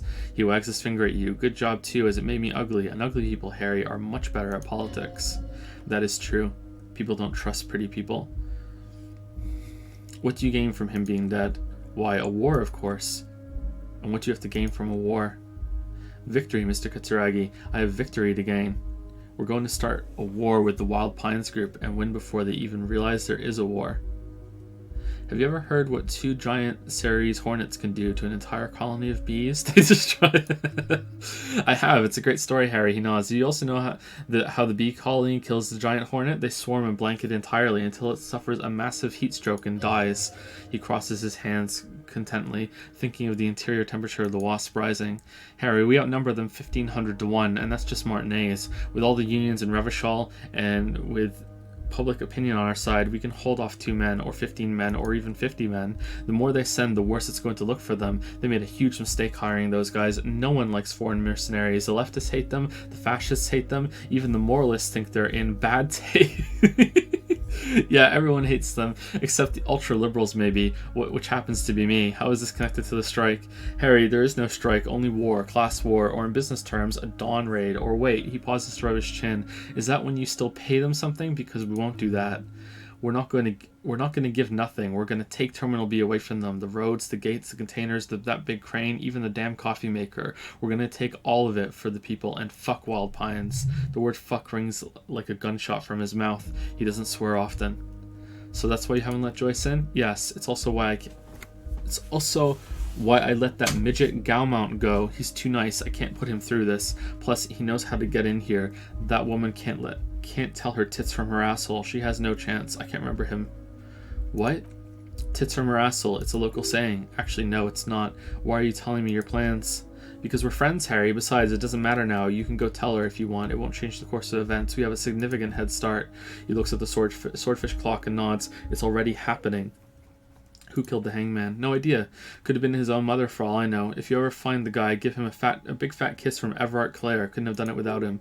He really doesn't know. A guy, huh? How do you know it's a guy?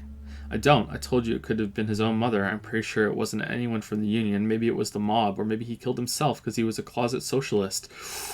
Truth is, I simply don't know. He really doesn't. How many of you guys are there? Your guys are there in the union? 2,372, he replies like a whip, plus yours truly, of course. 2,373 is a sizable contingent for a labor organization in Revachol. And they're all well motivated, at least the ones you've seen. How are you going to fund your new independent harbor? Oh, you mean what sort of goods are going to be flowing through? How am I going to replace all the contacts we'll lose once the poo-poo hits the fan? The clients will ditch us? Harry, we thought of everything. Clients would take a well-known multinational conglomerate over a local mobster any day. You can't possibly hope to continue like you have. Clients will leave en masse. Sure, some will go, but mark my words, the company will be unpleasantly surprised to see how many of them stay loyal to Martinez and to the new competitive contracts we can offer. With renewed zeal sparked by communal ownership, the men will be shipping those containers double time. You'll be surprised to see how fast things will go without parasites latching on. We'll have our hands free to pursue bold, exotic new revenue streams. That's drugs. It's drugs. Drug trafficking. Drug trafficking? Don't be stupid, Mr. Katsuragi. There are perfectly legal, 100% ethical chemical factories on the Sumerian Isola. You don't need to be a colonialist about it. All they do is produce components to keep the pharmaceutical industry running. That's people's health we're talking about. Old grannies, little babes, people with disabilities. That's just the top of the iceberg, though, isn't it? God, that sounds shady. Digging it, Everett. I have to say, I'm digging this part. The company thinks transporting these chemicals in bulk looks bad, he makes air quotes, has bad optics, may be illegal in some countries. The Debarters Union, however, we're all about the large volume column. We're going to transport the living daylights out of those materials, Harry. His slams his fist on the desk once more, so your sick kid can get his Benefed, Sudafed, and your wacky uncle doesn't have to come off Risperidone. Benefed is children's cold medicine, usually apricot flavored, and Risperidone is used to treat severe psychosis, and the kids on the street can get speed and Pyrrolidone. I'm an old-fashioned guy, Mr. Katsuragi. I sometimes grab a beer with the boys, but I have no idea about the things you just mentioned. He smiles. He smiles again. But if I were to supply ingredients for some sort of rainbow party, I would make sure the union took a fantastic share, and I'd keep that stuff far away from Martinez. He's basically admitting to it. Is Ruby helping you secure this fantastic share? Drugs are a no-go for me. I'll report this. I have to admit, that's a well-put-together plan, and far removed from you. Interesting stuff. I just want to solve this murder, okay? Harry, if I was supplying raw materials to drug manufacturers, I would need an army of rubies. Lieutenant nods slowly. Understood. I have to admit, that's a well-put-together plan, far removed from you. He smiles slyly. It's also far removed from my men and the people of Martinez who put their trust in me. Anyway, let's not focus on the sensationalism of the drug trade. This hypothetical drug trade is all anyone ever seems to be interested in. It would only be a small part of the harbor's turnover, just like the harbor is but a small part of Martinez. It would still be illegal, so is there a trade or isn't there? Let's look at the big picture. Martinez as a whole. There are little girls out there with dreams of making music, young mothers who want to start businesses, models who want to walk catwalks, and steel welders who want to weld steel. I'm going to unite them all into one economic body. We're going to incorporate this place to kingdom come. Everyone's going to be on the wealth, and everyone's going to pull their weight. Every worker. Let's keep focusing on the drug trade. He was almost admitting to it. Hold on, I don't want to look at the big picture. I want to look at the drug trade you almost admitted to. Well, I mean, if it has the word incorporate in it, then I like it. I'm a money guy. That's very ambitious. I love what you're doing for the working man. I'm not feeling a whole lot of Revachol here. Not enough flags or kings. Honestly, it's not my place to judge or express an opinion. That's number one. No, Harry, that's boring. He sighs. Alright, it's gone. The hypothetical raw materials trade is off the table. It's such a small and insignificant slice of revenue. I'm cutting it. Boys, he looks around in the container. Harry felt queasy about it. We're not doing it. Can we talk about my beautiful incorporated Martinez and its many-sided business ventures now? This bold new vision of incorporated socialism I'm offering. It's very ambitious. I love what you're doing for the working man. Thank you, Harry. Thank you. He bows courteously in his chair. You have no idea how much it means to mean. Wow. Holy shit. Because in many ways you are that working man. You already have done so much work. Can I ask you about specific union members? We're way past specific union members now. This is the big time. His eyes are shining. We're talking about the future of Revachol here, Harry. You can bother Leonard with that. He points to the door. He loves to run his mouth on such matters. And I'm in big time mode, Harry. There's something different about him now. He's more vibrant, more alive in his big time mode. Can I get my gun now? Harry, I've got to be honest with you. He turns solemn. Your gun was found 2 days ago. Withholding this information weighed heavily on me, but it had to be done. Fine, where is it? An old woman has it, and let me tell you, Harry, word on the street is she's a character, so watch out. This must be the woman who bought the gun from Roy, the one who described as terrifying. So the pale woman? So the gun's still with the woman who bought it from Roy. Yes, the same one. I see you've done your research. The pawn shop made the gun easy to track. He smiles. He smiles, shakes his head in wonderment. Crazy stuff, Harry, selling your gun like that. Wild. Anyway, Union boys are going to help you fix it. He winks at you. Don't worry, Harry. The neighbors of this old woman contacted my men because they trust me and the Dibidars Union. Apparently she was waving it around at the entrance to her building. Oh, it's that old woman? She was waving it around at people? As I said, she's a character. I didn't have time for details. He smiles. It sounds like she's unstable, but don't worry. No one got hurt.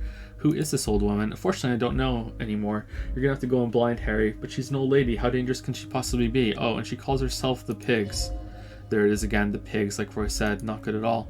I, for one, find it refreshing. Finally, someone calls themselves a pig. A smile flickers in the corner of his mouth.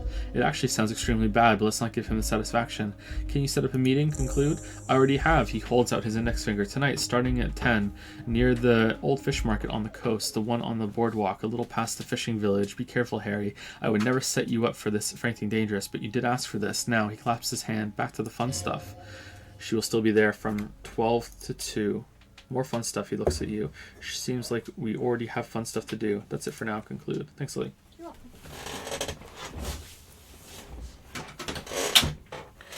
Great, Harry. Great. I think we have truly built a bridge between Martinez and Jamrock today. We've united the RCM and the Debarders Union. Suddenly there's sadness in his tone. This, he points to you, then himself, has been so great. I'm sorry we don't have more fun things to do together, but if you ever feel like bouncing something off me, my door is always open. A few more questions about the harbor. I'm always happy to educate and entertain you, my friend. He takes a sip from his coffee. So, what's on your mind? That's it for now. Okay, we're leaving. Do you think there's much more typos in second half of the game? That's what I've noticed, maybe because the beginning was tested more. Well, probably they did multiple playthroughs from the beginning to the end, and they're more fresh at the beginning, so they're going to see more at the beginning, and then as you play you get more and more fatigued and more tired, so you're going to not see as many, but also the fact that the beginning is where the game is mostly the same for most people, and as you get into the game you've made more and more choices. There's more and more different lines of dialogue that are going to show up, so like there's subtle choices in this game, right, where the text that it displays is going to be completely different if you failed to check earlier, if you succeeded to check earlier, if you already know some information. So it's going to be harder and harder and harder as the game goes on to catch them all. So it makes sense. Oh, hey, mister. I'm not going to bother you with a long greeting just like we talked about before. I know you're probably a busy man being an important police officer and all, and personally, I think the more people keeping the peace, the better. Leo, you seem to know everyone around here. I want to ask about someone. Oh my god. Mr. Everett doesn't really want me to talk to you about Union guys, he thinks for a moment, but who did you want to talk about? Tell me about this Edgar guy you keep mentioning. Mr. Edgar is Mr. Everett's brother. He looks a bit younger, he does, but a very smart fellow indeed. Did we do this already? He's away on some Union business, not even in Revachol, they say. All kinds of places he visits. Him and his brother both do when they're on vacation. Right now it's Mr. Everett's turn to look after the Union, but last year he spent a whole winter in South Safra, he chuckles. This sounds familiar. Left with the first autumn rains and didn't come back before the trees were green again. The little guy chuckles again. South Safra, a lot of bulk chemical manufacturing going on there. A lot of cargo shipments being made too. Someone said that they didn't really notice the typos, and now that they're seeing it here, they're like, how did I not notice them? Probably because you weren't reading it out loud. Like when you read out loud, it's a lot more involved. Like that's also why I tend to make probably more mistakes than most people when they're not reading it aloud. It's a lot more difficult, and it's a lot more of a conscious effort. So you're moving along with your eyes, syllable, syllable, syllable, syllable, syllable. So you're gonna catch it a lot more. And when you're reading it just in your head, it's just like it's easier just to skip right over it. Have you, like most of you have probably seen that experiment where they write a sentence and every single word in the sentence is scrambled apart from the first letter and the last letter? Have you guys know about that? How you can still read it? Like it's weird, like how your brain just converts it right away. So it's that sort of thing. But when you're reading it out loud, I think it'd be more difficult. Tell me about Manana. Tell me about Measurehead. Tell me about the guy in the container. Who do you mean, mister? He's rubbing his nape and looking at you with childlike innocence. You do realize he might be just a figment of your imagination, right? The fancy guy in a suit in that container over there. Point to it. I don't know anyone like this, mister. Maybe he's one of Mr. Everett's fancy friends. He knows all kinds of fancy people with suits and purdy carriages. Leo falls silent. He really feels uncomfortable discussing matter related to Everett with you. You know what? I don't care. Sure, mister. Yeah, I don't need to know about everyone. It's fine. Wait, do you know Ruby? Was Ruby there? Oh, hey, mister. I'm not gonna bother you with a long greeting just like we talked about before. I know you're probably a busy man being an important No. police officer and all.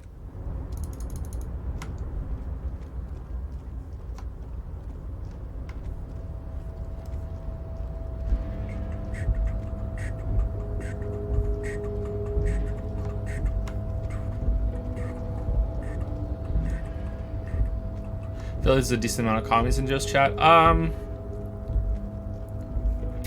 Okay.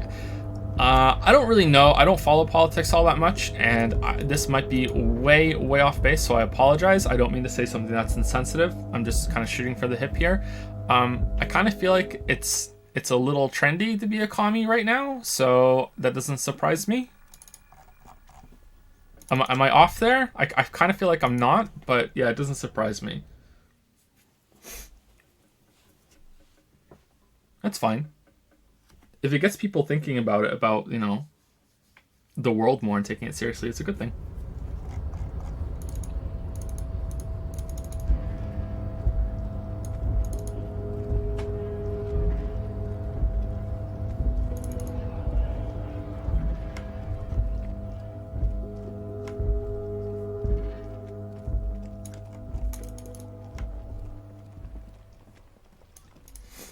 Is it though? Is it better to have a bad political opinion?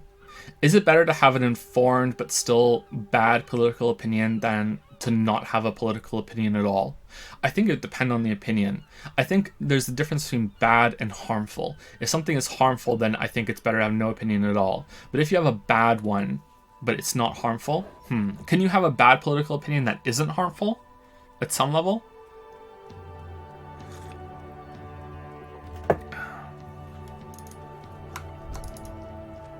Can we think of a bad political opinion that isn't harmful? I can't think of one off the top of my head.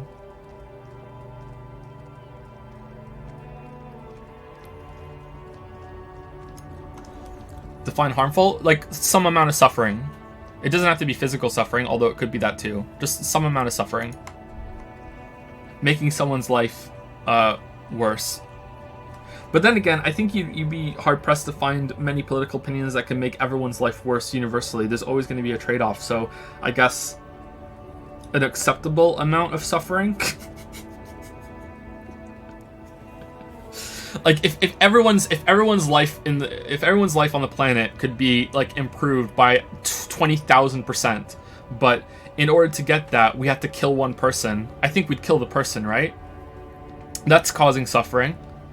But it's such a net positive, right? The woman is still hunched over the railing, her head. Okay, so you don't have. Do you have the gun? No. Is it the old lady with the broom?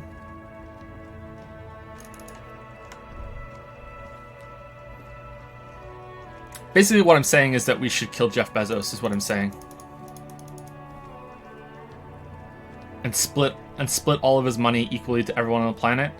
And I don't know what you guys are going to do with your $17, but with me, I don't know. Probably go to Walmart. Someone on Reddit did that the other day. They calculated it with the very, very simple math.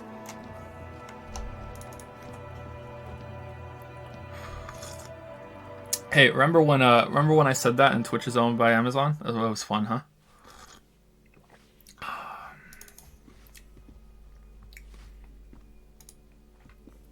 Give me a moment.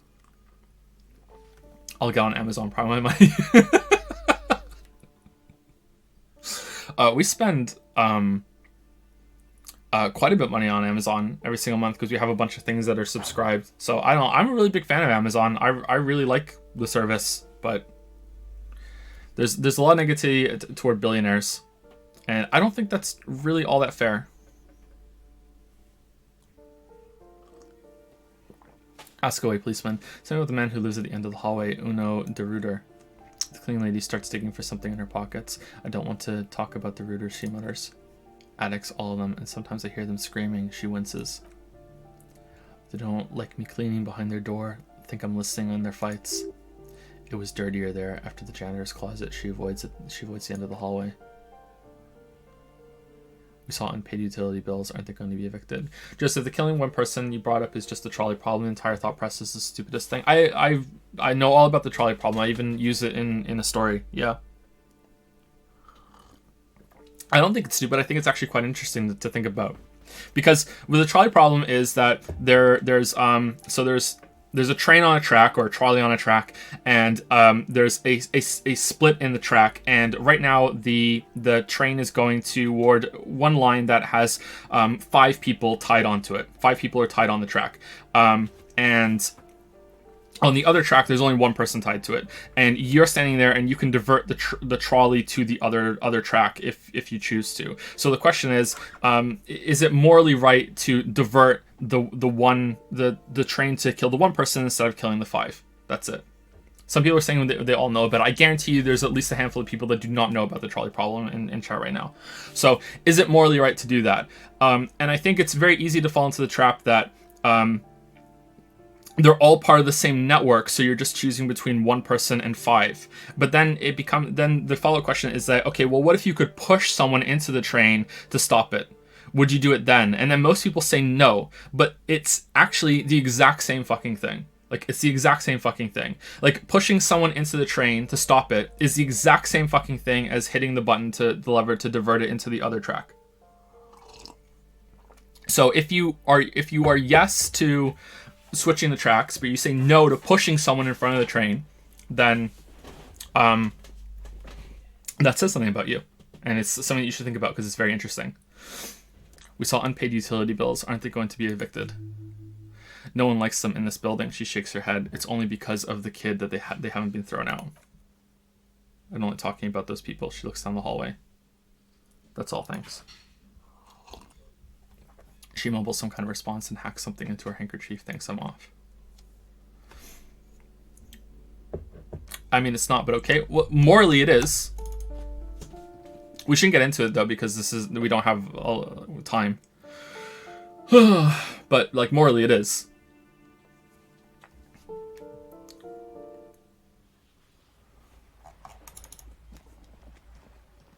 Like, if you think that you should change the tracks, then you should also think that you should push the person onto the track.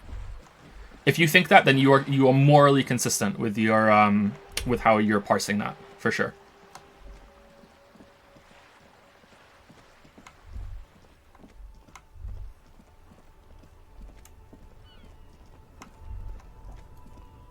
Let's just watch The Good Place. Yeah, they bring it up on The Good Place. I think season 2, right? Good Place is so good. I haven't watched season 3 or 4 yet.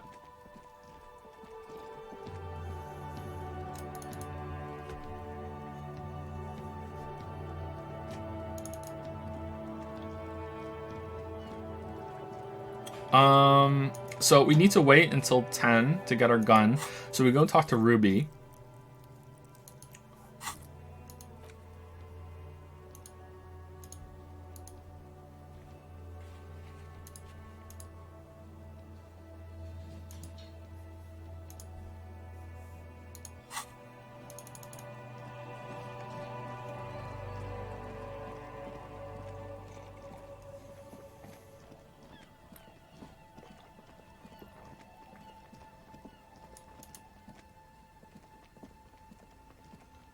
Talk to Renee. Renee's dead.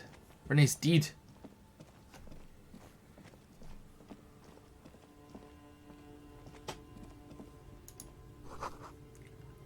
Plus her polychromatic flyers blow by in the breeze.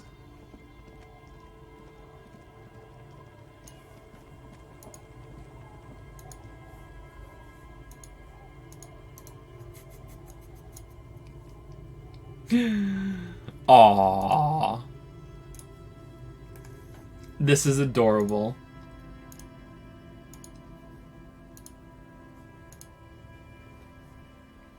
Okay, I'm gonna put something. I might get banned from Twitch for this, so I'm just going to. I'm just gonna give you guys a warning. I'm willing to take the hit for it. So just if you're at work, this is your not safe for work warning. Okay.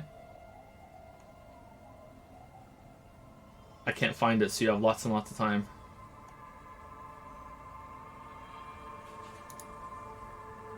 Okay, here we go.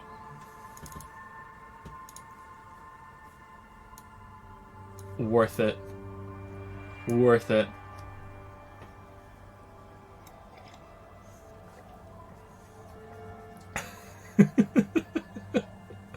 Aww.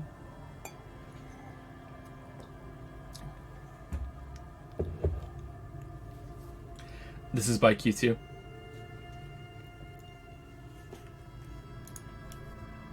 That Ayaya though, it's an Ayaya of love.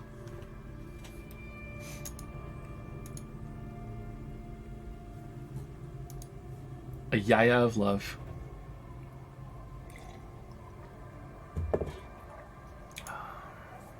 Hey, I donated to your PayPal. How are you doing today? I was wondering what resources tips you have for someone who's writing a book. I would put it into sci-fi post-apocalyptic right now. You donated to my PayPal? I have a PayPal? Wow, you did. Oh, thanks. Oh, there's even a question. Okay, so can I set up PayPal to show up on, like, in Twitch chat? I don't want it to show up on the screen because we don't do that.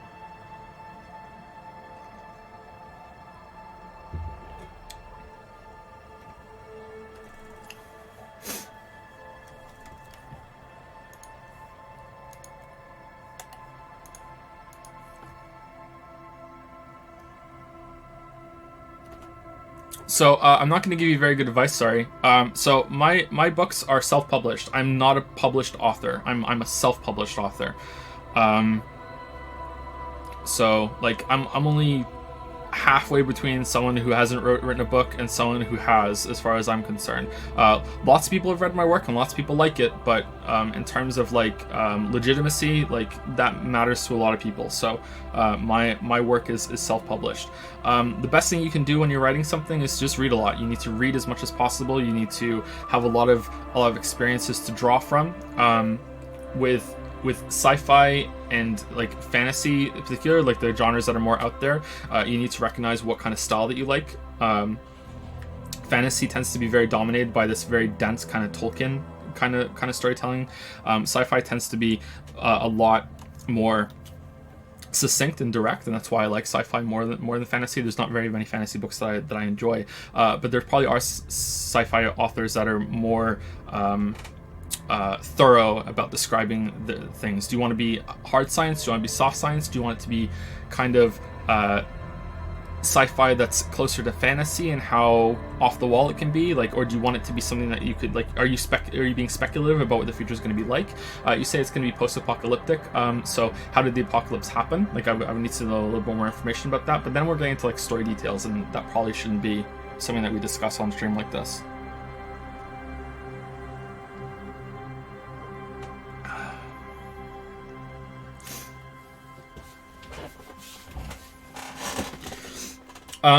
So I think the best thing you can do for resources, apart from reading as much as you possibly can, is to join productive writing groups. Now, the key word there is not writing group. The key word there is productive. Writers hate writing.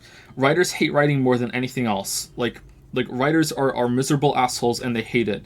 And rightfully so, because writing sucks.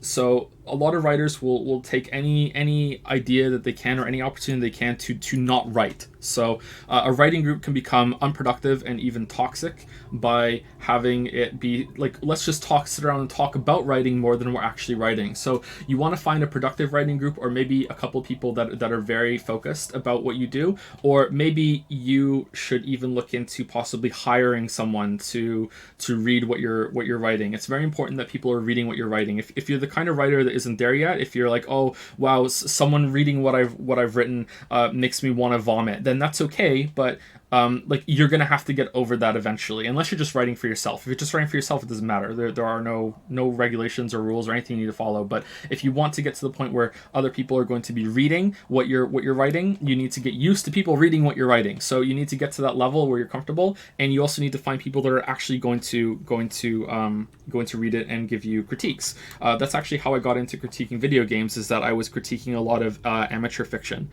in writing groups online. which I won't tell you which ones because I don't want to accidentally dox myself or anything. So you want to get to that level, and you want to have people reading your stuff, and you want them to be critiquing. You also want to be critiquing other people's work. You want to break it down. Why'd you like it? Why'd you not like it? There's so many lessons you can learn from looking at other people's work that are amateur to mid-level writers, and you can learn so much about what they do, what they don't do, what mistakes they make. By explaining to someone what they're doing right or explaining what they're doing wrong, you learn so much. You learn so much from that. I think it's called just learning by teaching. Like myself, I learned so much from learning by teaching, by trying to break something down and doing it that way. So I suggest you try and do that. That's what worked for me. Specific resources and blogs and stuff, I didn't really go in for that. Like the people, the writers that I've gotten the most out of from listening to their talks and reading like their blogs and stuff have been Chuck Palahniuk and John Irving. Those two I learned the most lessons from. But like even writers that I think are very good, like Neil Gaiman, didn't really get much out of his stuff. Stephen King's work on writing, hit or miss. But look, Chuck Palahniuk, by far the best one. I learned the most from him. And sometimes you can find some good lessons from literary agents when they write about what they're looking for. But I'm way out of that game now, so I don't know. I have no idea.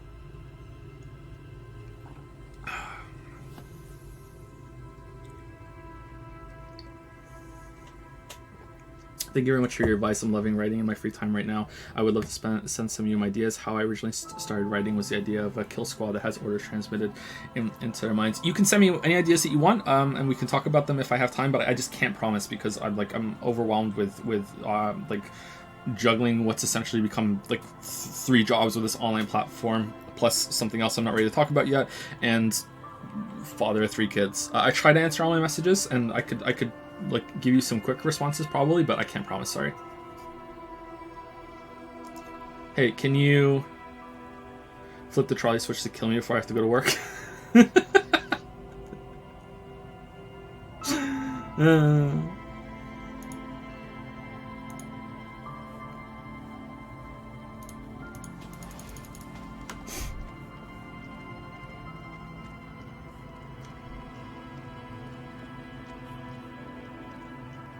Thank you for the PayPal donation. I think that's the second one ever.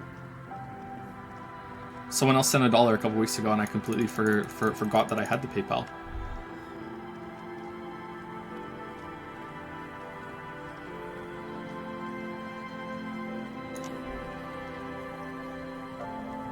I got the impression your opinion on copyright is in conflict with fan fiction. Am I wrong? What do you mean, the builder?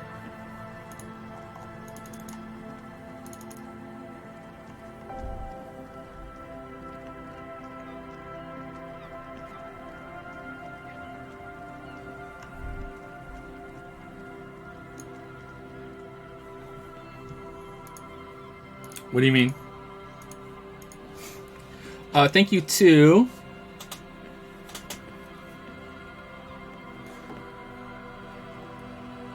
Oh man, I'm way behind. Sorry.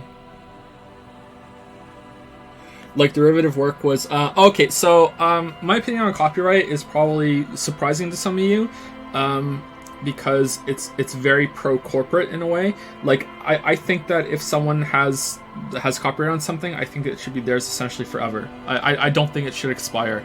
It gets a little murky when it comes to like should Disney like keep the rights to Star Wars and Mickey Mouse forever and no one else can do that, and that should never become like what's the term? Fucking hell. I know this term. Why can't I remember it? Creative Commons. It should never go into Creative Commons, you know, or whatever it is. Sherlock Holmes came out into public. Thank you, public domain. Public domain. Yeah, Sherlock Holmes is now in public domain. I don't think that should happen. I think that if someone made a character and the rights are owned by someone and they're still working on it, then I think they should keep it. I think there are probably cases where it shouldn't go into public domain. I think that there are some situations or conditions that could be met that it should go into public domain, but like I think that if you make a character and you make a world and you make a universe, whatever, you make an intellectual property, I think that you should keep that definitely for as long as that creator is alive, and if it's sold to someone and they're continuing to make use of it, I think they should continue to have it.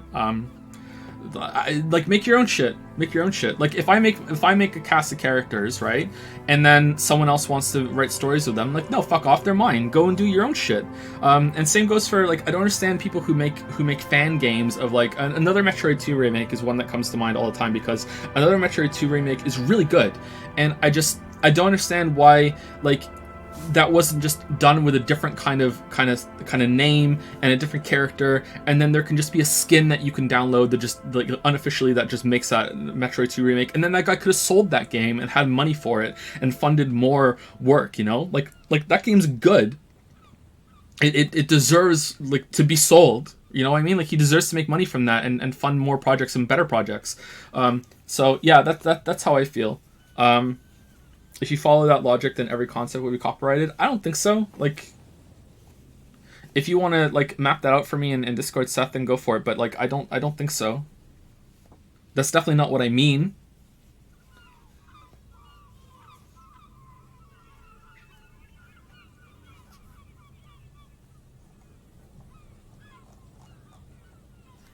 You didn't make your own shit. Dragons are copyrighted by someone else now. Dragons are just mythical animals. I don't think you could go back and you could find like a source for those. Like if someone thought of like a dragon, thinking of a concept is different than a character and like a world. I don't think that's a fair comparison.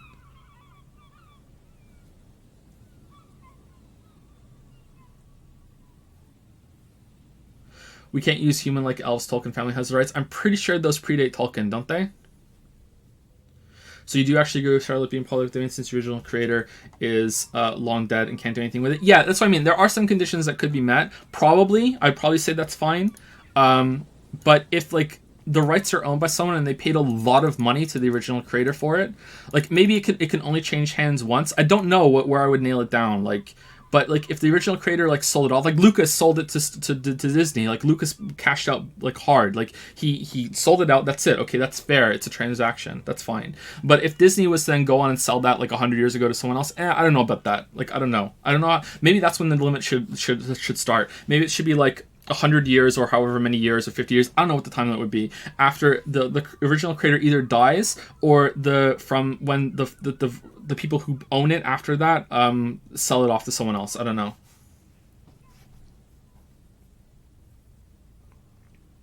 Are you arguing that people should just go to this Temtem route, not judging, just trying to clarify? Probably, yeah. Like make your own thing, yeah.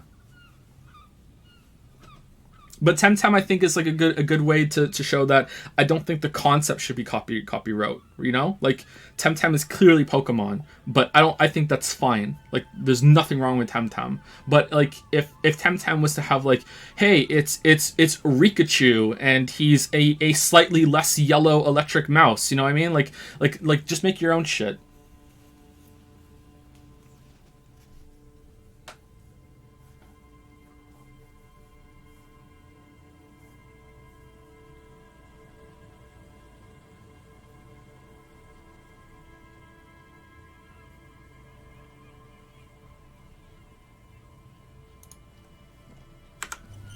What's the other side? Do you guys think that there should be no copyright at all? Like 2 months after Star Wars came out, other people should be allowed to make their own Star Wars movies?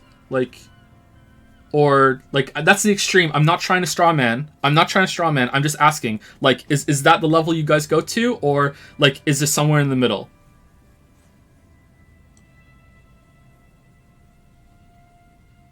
Roughly 20 years?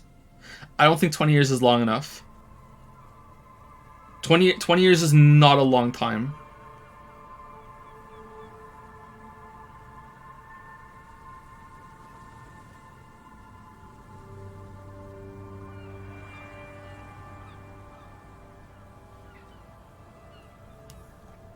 I believe all concepts and ideas should be in the common domain, says Hyper Grapes. So, like, you think, like, as soon as Star Wars came out, someone else should be able to make a Star Wars movie with those characters, like, on, like, that in that universe, whatever? Like, this isn't a trap, I'm just asking for clarification. You think it's that extreme, Hyper Grapes?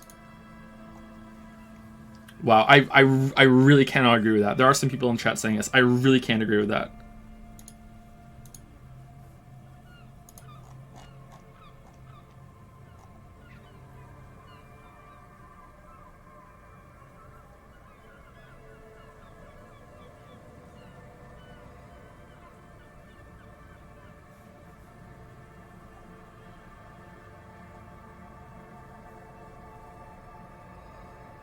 Copyright should work the same as patent.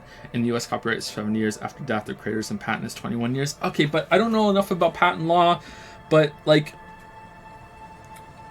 you can make improvements, but when something's invented, that's it, pretty much, right? And when you make something else with it, it's got its own patent, its own separate thing. Whereas like art, like, could go on forever. Like when you own the IP, you could spin that off into like infinite shit. Like I understand where you're coming from. I like that comparison. That's pretty good. That's probably where I would start, but I don't think it should be a one-to-one conversion from that. I don't see the issue with fanfiction. Fan games that are making money are fine. When money gets involved, absolutely, people should not be allowed to use the character settings they did not create. Oh yeah. I'm fine with fanfiction happening and fan games happening, 100%. I just think it's a missed opportunity for the people that are making it. Like, why not tweak it so it's completely new, and then someone can just like, there's gonna be mods no matter what, and how can you police mod use, right? You can even like secretly make the mod yourself that adds the characters back in, like with another Metroid 2 remake example, right? Like, and then they can just download that and be that game if they want it to be, and it doesn't come back to you, and you can still sell it and make some money off of it and fund more ventures. I don't think fan stuff shouldn't happen. Should corporate entities should not hold copyright? What? Should corporate entities should hold copyright, or should only living artists? If only living artists, then wouldn't it be fair for copyright to expire once the creator passes? Well, that's where I don't know. Like, I think that it should definitely hold while the original creator is alive, but if the original creator sold the rights to someone else, I feel like that's a complete transfer. And maybe after the creator dies, there should be like a duration that ticks down after that, for even if it's sold off, or maybe it should be if it's sold again after that. I don't know. But we already also get the, if you don't use it for a certain amount of time, you lose the rights to it, don't you? This is getting heated? Do you think so? I don't think it's getting heated. How is it getting heated? Do we have to talk about this? I just want to watch you play Disco Elysium. I'm having fun, sorry. I enjoyed the conversation. Do you guys want to stop? Do you want me to move on? I like talking about this.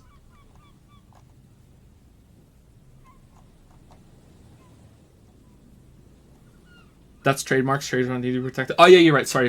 Yeah. Okay.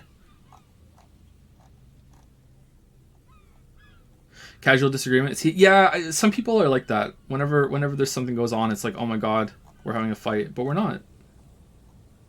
My opinion on copyright is that a yaya is a public domain and thus should be enabled.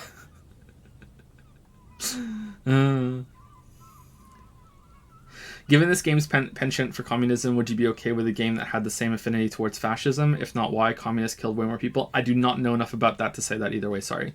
I'm pretty fucking ignorant, so I'd rather not talk about things that I'm ignorant about. I have no idea. I have no idea if that's true. Maybe it is. I have no idea if it's true.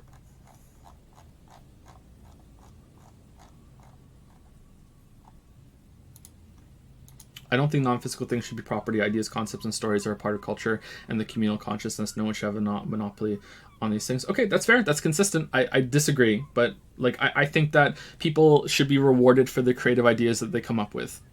You know? Like, this game is a huge hit. It won Indie Game of the Year. I don't think that I should be able to just be like, okay, I'm going to go make Disco Elysium 2 real quick and cash in on this on someone else's idea. You know what I mean?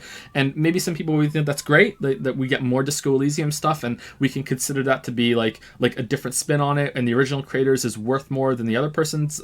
That's fine. But like, I feel like creativity and coming up with ideas should be rewarded more.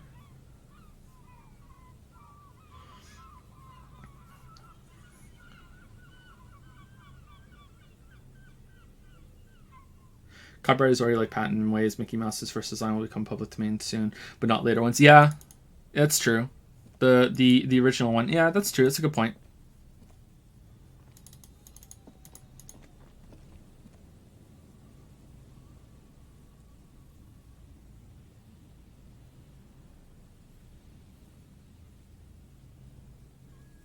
Okay, let's move on. Squeaky chair.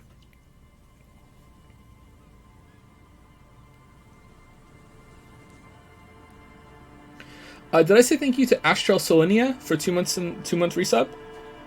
Maybe I missed that one. Maybe I'm losing my mind. Sorry if I skipped over you, Astral Solinia. Thank you for the 2-month resub. Thank you, Ralph Clogs, for the 24-month resub. Thank you for 2 years of great streams. 2 years, Ralph Clogs. God damn. Thank you very much for 2 years of puns. Thank you, Ralph Clogs. 07. Welcome to the 2-year club. Thank you, Wakeyfield, for the 7-month resub. Hey, Joe, missed way too much of your Disco Elysium streams and want to play the game, so I can't watch you much lately, but still there to resub, smiley face. Hope you're having a great day. I'm having a pretty good day because I feel much better from yesterday. I'm still not 100%, but I feel better from yesterday. Thank you, Wakeyfield. Thank you, Hi Ross, for the 27-month resub. Thank you very much. 27 months in the Dragon's Den. Thank you, Ralazor, for the 25-month resub. I'm kind of sitting awkwardly right now. That's probably why I sound a little strange. Thank you, Ralazor, for the 25-month resub. Thank you, thank you. Thank you, Instaboner, for the Instaboner and the 8-month resub. Thank you, Kals, or some say Kales, Kalice, for the 12-month resub. Sup, Joe? Not much. What about you? Welcome to the 1-year club, Kalice. We're just talking about politics, so it's going well. Thank you, Facsimile, for the 3-month resub, dropping into resub, then dropping right back out to avoid disco spoilers. Have fun, Joe, plus chat. Hopefully you get to see this in the VOD if you take the plunge on that at one point, Facsimile, but thank you. I'll send it out anyway. Thank you, thank you. Parker Starfish usually 100 bits to say, jump in front of the trolley instead of pushing someone. Yeah, you could do that. Oh no, we're going back to the trolley problem. Oh no. It's kind of dumb though, because how would you ever know that, like, how would you ever know for certain that, like it's one of those stupid scenarios where it's like, okay, well, there's no way you would ever be 100% confident that jumping or pushing someone is actually going to stop it, so no one would actually do it. But yeah, it has to be like a hypothetical. Thank you, Glacier 6, for the new sub. Welcome to the what haven't we said in a while? The Wubba Lubba Sub Club. Welcome to the Wubba Lubba Sub Club. Thank you, Glacier 6. Auzo 1000 has resubscribed for 3 months. Hey Joe, that's all I got. Thank you for your time. Thank you for your sub. Thank you, Auzo 1000. Chozo247 has resubscribed for 8 months with Sekiro review when? What's Sekiro? Sekiro. Probably sometime this year. Yep. Sometime this year, probably. And it won't be a review, it'll be critique. But yeah, probably sometime this year. Thank you, Bucket Starfish, for the 50 bits. I strongly disagree with Propatul copyright. A dead man has no use for his property. Could the property be passed to children's spouse and on one else? What about IP rights passing down to your children? Life of the author or life of the spouse, whatever's longest. I think that's probably fair unless it's sold to someone else. Yeah. I think I could get on board with that. Yeah. I find that people personify companies to a dangerous degree. The original artist is a human being with all the moral and ethical questions that are tied to it. I think that artists hold a copyright until they die and can lease out a universe or story to a company. Okay, but then if they lease it out, what if they sell it out completely? Is where it gets difficult for me.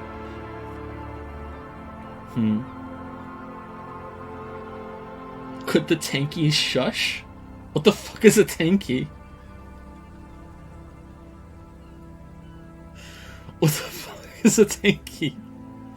Anton69 used to say, considering that a lot of Disney movies are based on stories in the public domain, Snow White being based on Grimm's fairy tales, for example, I think it's only fair that they give back eventually, not immediately, but at some point. Yeah, that's where it gets difficult. Like, it gets even stranger. Like, there is their version, the copyright, so their style, their take on it, their interpretation.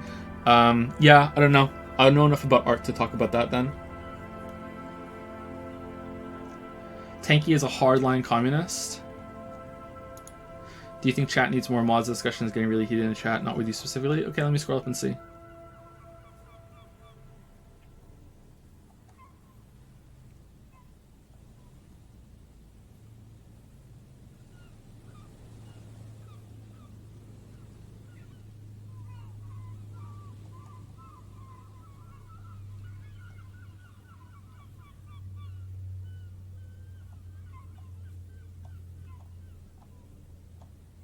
I'm not seeing anything bad in chat right now. I'm seeing disagreement. I'm just skimming though. Does anyone have like an example of something that they think is over the line? I'm seeing disagreement.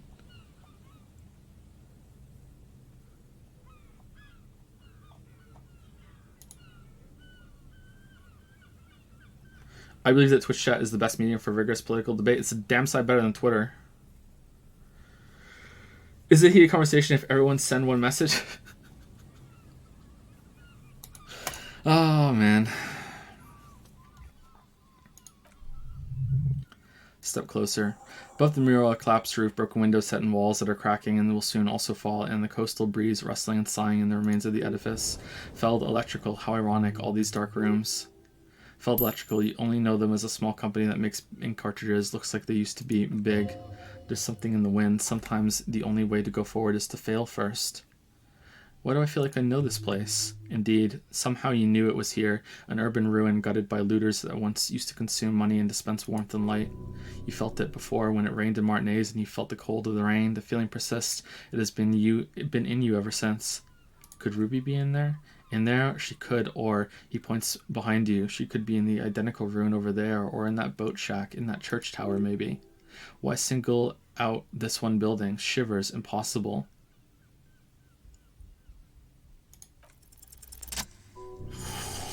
Even though you're sure you succeeded, all is quiet. There is no cold hand brushing against your forehead, no rustle in the reeds. The wind has died down. The ruin in front of you is silent as a tomb. What was I even attempting to do here? Trying to talk to the wind, the city, whatever you thought would happen did not, and now you're just standing there in the dusk hour with your hands fallen to your side. Is trying to talk to the city something you've done before? Is it your secret repertoire? Is it in your secret repertoire a trick for when you're out of ideas? Turn to Lieutenant. She could be anywhere. How do we find her? How do we? I was really hoping she'd be in the village. Lieutenant sighs and gets to hold himself. Okay.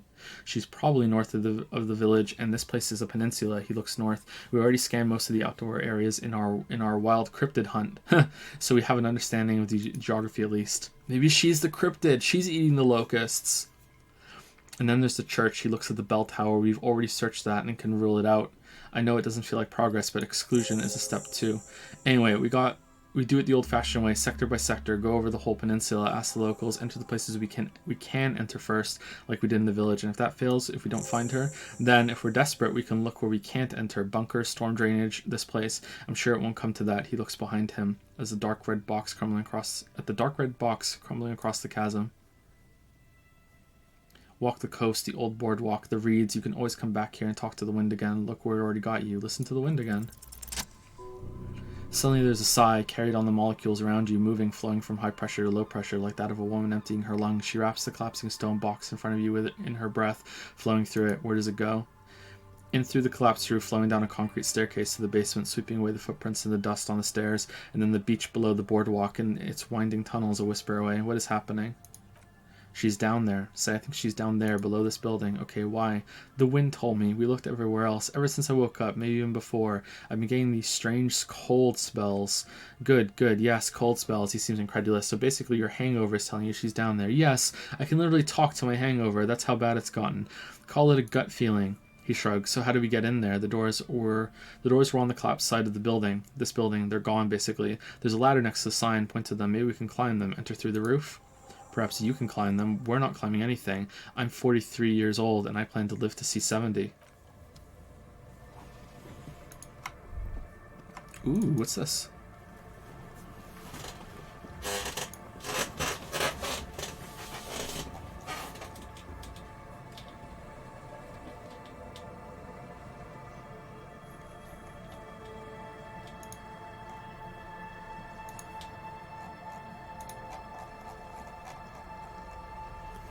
Alright, enough talking about communism in the chat.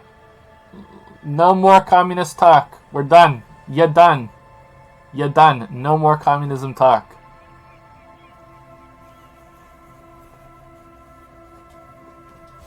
No more capitalist talk. No more communist talk. No more ultra-liberal talk. Let's focus on the completely non-political game in front of us. Let's clear chat with your duns and pouts or whatever you want. Spam some emotes for like 30 seconds. Let's go. We're done. If you want to continue talking to some people that you had a conversation with, DM them on Discord or DM them on Twitch's PM system. Let's just have it done.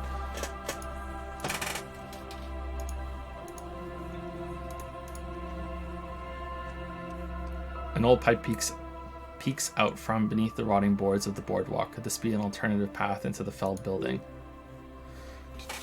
You started it. I did start it. I know. I will admit that I started it, but let's move on. I started it. I'm ending it. A building like this must have multiple doors serving various functions, perhaps with basement access. Come closer and look in. Your eyes slowly begin to adjust to the darkness inside the drainage pipe. Lieutenant looks over your shoulder. What's in there? At first, you can't make anything out in the darkness at all. Okay, what else? As your eyes adjust, you see some trash, crumpled up newspaper, cigarette butts. Someone has half-heartedly spray-painted skulls on the right side, and nothing. Broken glass from bottles thrown against the walls of the pipe. A syringe. Godly success. A very, very faint smell of stale liquor that still lingers, or is it just your imagination? Could we get into the fell building through this pipe? Given that this isn't a martial arts thriller, a grin flickers across his face. It's highly unlikely, and not without risk to our health either. However, the pipe suggests there may be an entrance to the basement around. The lieutenant pushes aside the reeds and looks around. He means the pipe must be coming from somewhere in the building. The lieutenant's face lights up. He usually doesn't notice these little things. And it's right here, a maintenance door. He points to a rusted metal double door to the right of the pipe, obscured by the reeds. Physical instrument, heroic 15. Try to pull the door apart. I believe.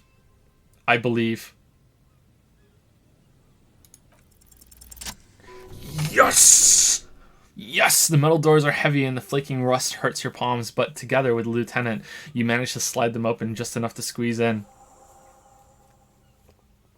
Good work, Lieutenant nods toward the impenetrable darkness inside. Shall we? Go in. Damn. The power of politics. The power of politics.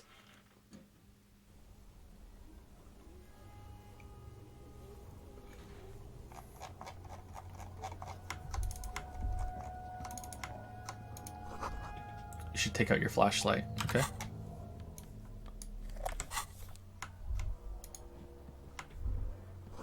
This overturned table is covered in orange mildew crawling with something. Old filed folders in the cart, documents silvery with mold. A series of thick dusty panes of glass. This isn't just glass, these are old computation components. These are computer components, yes, filament memories from the time when wires were cast in glass. From the time when wires were cast in glass, slides with an inlaid nervous system. How did they do that and why? The how was a closely guarded secret, something that was locked in safes in human heads across the river where they were manufactured. As to why, your fingers don't know. The why is easy because they hadn't come up with modern silicone-based systems yet. For virtuous cast filament memories, though, these seem incredibly advanced. Hey, Kim, look, old cybernetics. Lieutenant tilts his head, watching the light glimmer on the glass. So it is. I think these used to form a single system slotted in the wall. So this is all that remains of Feld R&D? He nods. The rest of the building seems to have been picked clean. Could this be part of the Feld playback experiment? These? No, these are old filament memories. Hope you're not expecting to find that device here. You will be disappointed. All you will find here is pain. Finished thought. All right. I want to see if can we also go up the ladder. Oh, nice. We got a suggestion suit. This collapse nearly sealed the basement. One can barely squeeze by. What?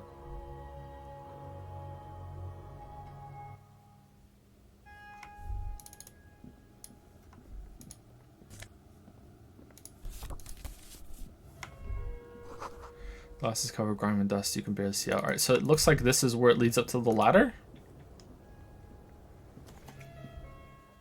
Oh, what the fuck, Reese Polar? Reese Polar, you were supposed to fight against this, not join it. Top Lolly, you need to like give like a bit right now and say fuck Reese Polar. What are you doing? Antiquated office furniture, last century maybe, brought down and forgotten so long ago.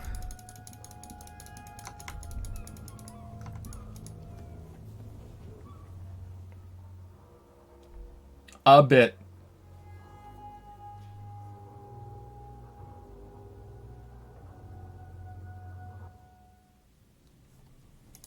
I want to see how the ladder works.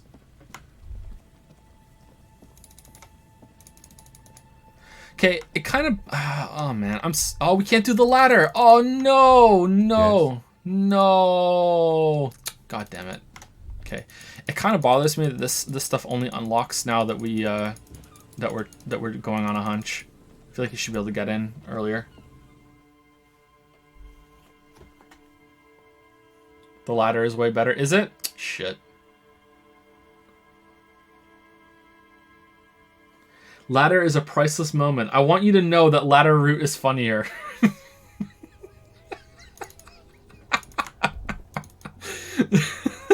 The ladder was one of my favorite moments.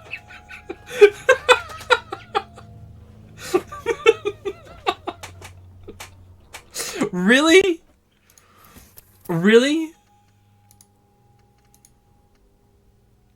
Should we reload for it?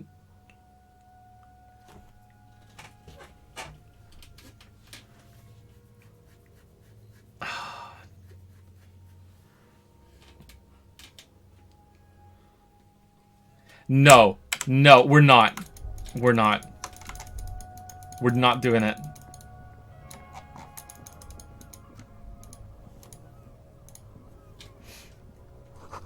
In the beam of the flashlight, a crevice in the wall.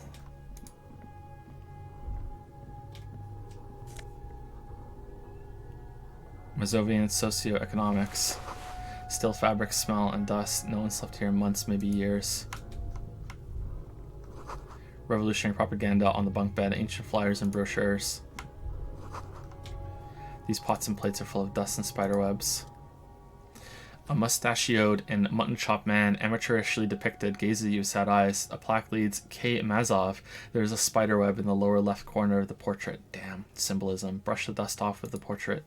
Years' worth of dust is shaken off. Of the full head of hair matched by an ample mustache and sideburns look a bit silly.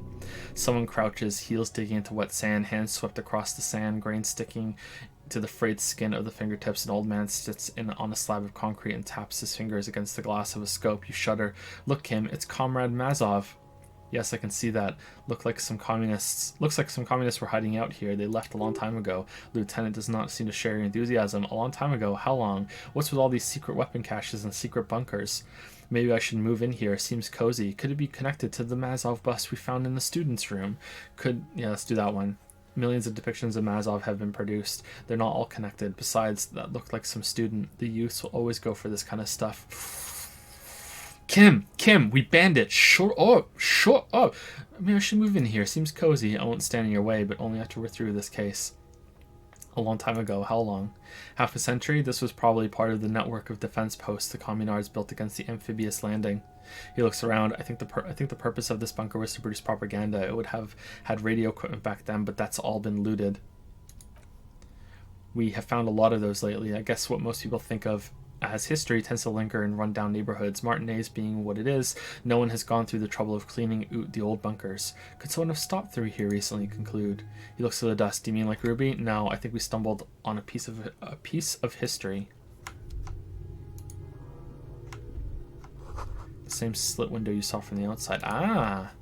Could this have been the killer's hideout? In this narrow window, the point of origin of the shot that killed the mercenary peek out. In the darkness, you can barely make out the falling snow. It settles, making the night still quieter. Turn to Kim. Could the killer have used this as a hideout? It's a great place to hide, and Mazovianism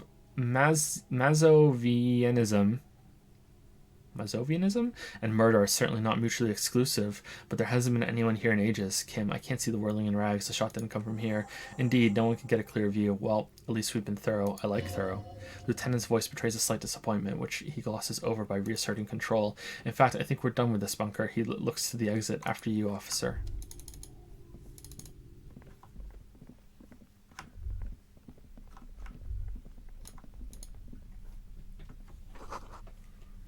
Footprints in the sand.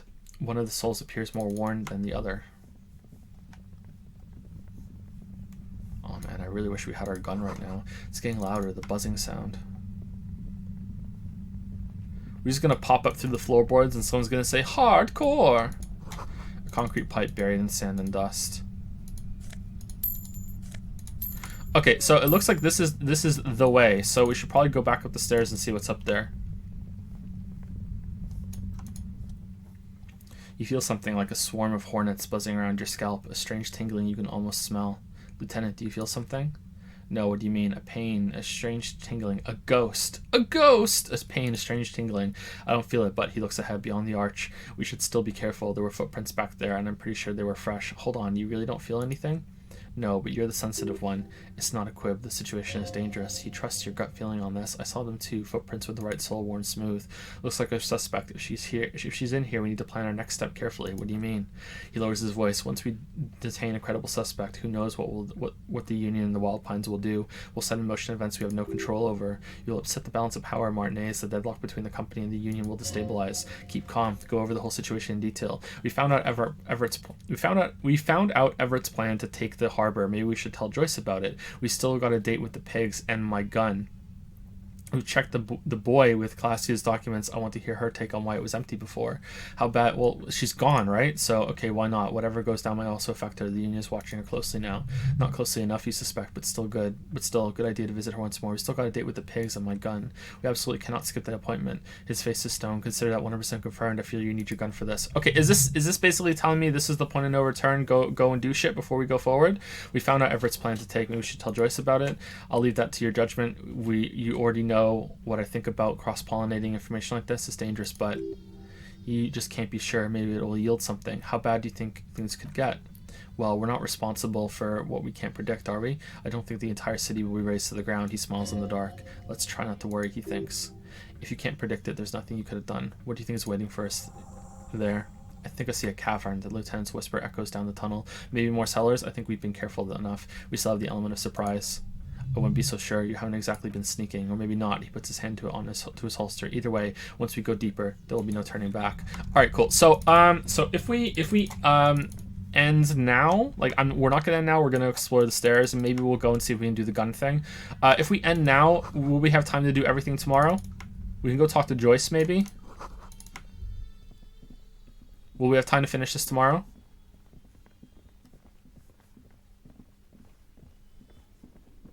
No? What if we did 4 hours? What if we did 4 hours and no fucking around with chat? Damn. Is such a thing possible?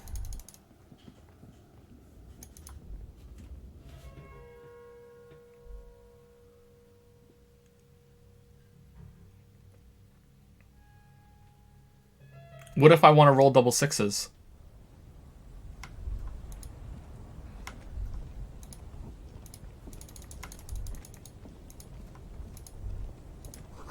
The gust of wind, the height feels dizzying. The central support beam has been destroyed by artillery fire. Oh man, look, the ladder's broken. Did he have to jump at the end? I really want to see the ladder. God damn it, I want to see the ladder scene. I want to see it. I'm saving it. I'm saving it. We're reloading. We're seeing the ladder scene. I need to see the ladder scene. I have to see the ladder scene.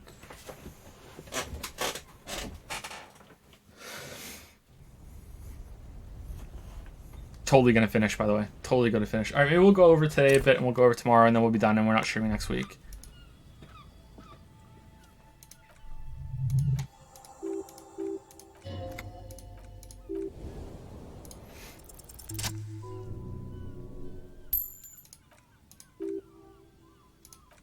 Woo!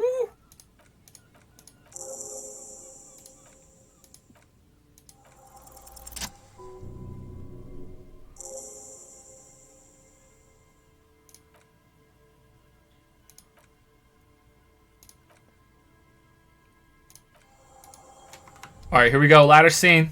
Here we go. A rusty ladder leads to the rooftop. Some of the rungs are missing. Yeah, that doesn't look good at all. Assess the situation. The distances between the remaining runs are rather wide. You'd have to use the mounting brackets. However, they seem corroded and the peeling rust is razor sharp. In addition, the first rung is going to be tough to reach. It's what, 3 meters above ground and you're 180? 180 seems about right. 190? I'm a giant. Okay, but still, the roof is collapsing and the wind gets pretty brutal up there. Dismounting from the ladder is going to be hard. Perhaps if you were to not climb the ladder instead. What if you were to reconceptualize climbing the ladder? Astral projection. Be open-minded about this. What if I don't climb? What if I just teleport? Lieutenant stares at you, stone-faced. Teleportation is not a thing. Even if it isn't, no one told you. It is a thing for me. I can't remember it's not a thing. That's not how physics work. detective, and even if it were, wouldn't you need some kind of apparatus, a teleportation field, or what are they talking about? The kid behind you whispers, asking his father. Teleportation, Mikhail. It's generally thought impossible. It won't hurt to try. Oh yes, it could, a lot. He is restraining himself from using a parental tone with you right now. Save your fare. Teleport to the... What?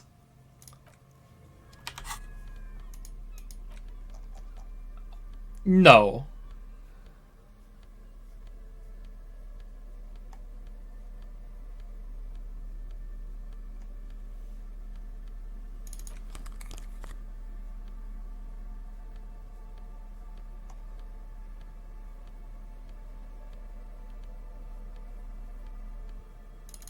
Oh, whoops. That takes them away.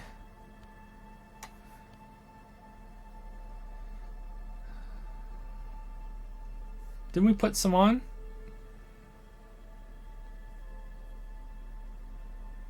Am I blind or is it not here?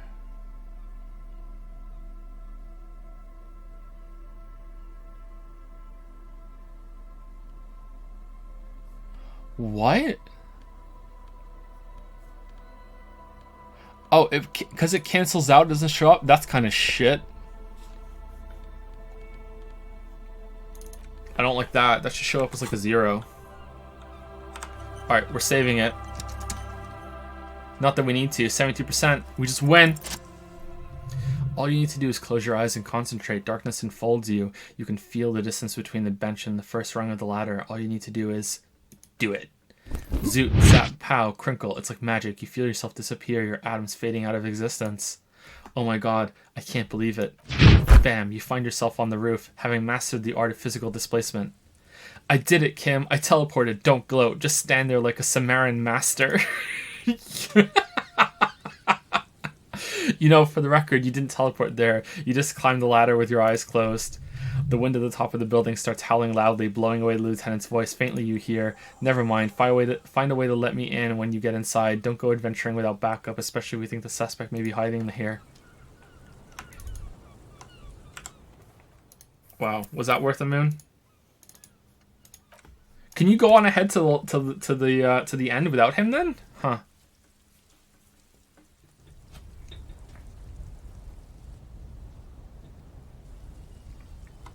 I don't know if that was worth a moon.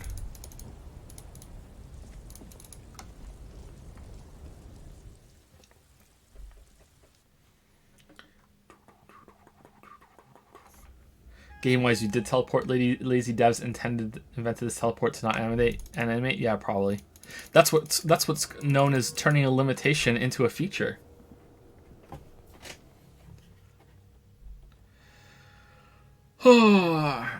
On a more light-hearted note, says Pucker Starfish, I mistakenly doxed myself with that GoFundMe joke. Anyone else from Minneapolis? Where in Europe is that? Reese Polar used 100 bits. Supu Mawio 3D Wowed didn't reach the same heights, but it was still a much more enjoyable experience.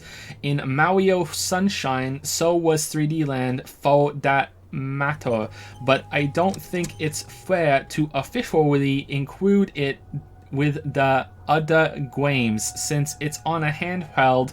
None of these days games are are flawless. My words, by the way. In fact, most of them are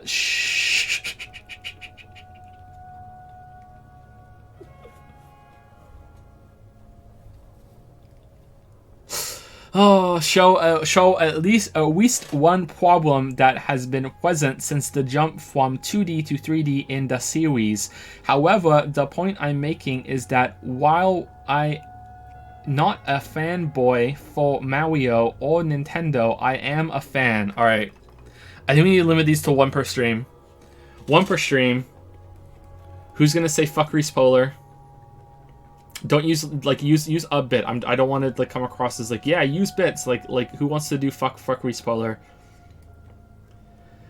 Practicing a woo speak every day has really made you better. Has it? I feel like I'm getting worse. Outsider has used some bits to say I'm workshopping some ideas for monocoin deposits. Maybe unblock commie discourse for 5 minutes. Or make the monkey dance. Reese Polar used some bits to say fuck Reese Polar. Okay, there you go. There you go. That's it. That's it. We did it. Dragon555 used some bits. You're already a Redditor. It's not like you can sink any lower if you reload. We reloaded and then we reloaded again. So I think that cancels out, right? Matt Darian has resubscribed for 12 months. Welcome to the 1 year club, Matt Darian. I'm very sorry that, you know, this is coming in right after the Woo Speak bullshit. Reese is just a messenger. Don't shoot him. He was recruited by Top Lolly. I'm pretty disappointed. What the hell, Reese Polar? What the hell? Very disappointed. Either way, welcome to the 1 year club, Matt Darian. Pucker Starfish used some more bits to say sorry for the shit typing sometimes. I am very disoriented when I am waking up, but chat is calling me. It's okay. Normally I can understand it. I try to like fix any mistakes I think I see in any bit messages or sub messages, and sometimes it's difficult for me to do it. A little black swallow circles above you. You hear it chirp. It's also like I want to make it clear that it's like it's not me that's making the mistake because I'm trying to understand it, you know. So it's not always easy.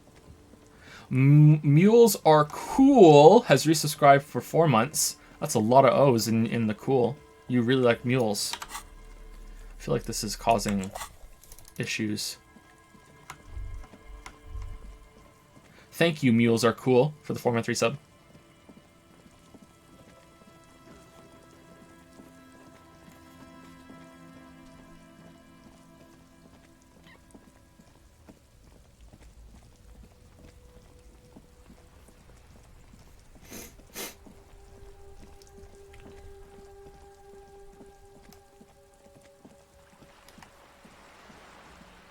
Okay, let's go tell Joyce. Then we'll get our gun back. And then we'll... I don't know. There's one other thing we need to do, right?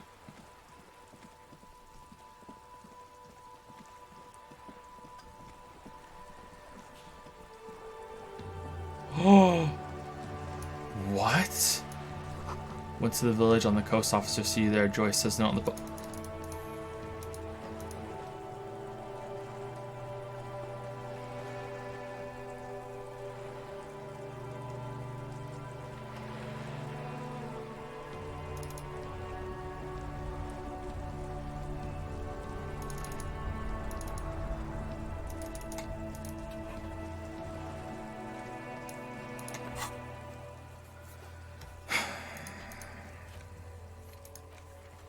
Someone's been running around with your sidearm pretending to be a police officer. You must meet her near the old fish market at 22 at 10 o'clock and get your service weapon back. Just walk past the fishing village until you see the boardwalk.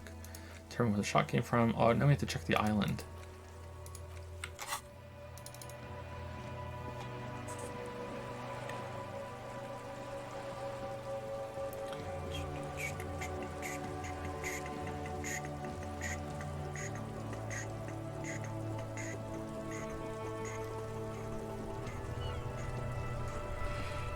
Where can we sit and just waste some time?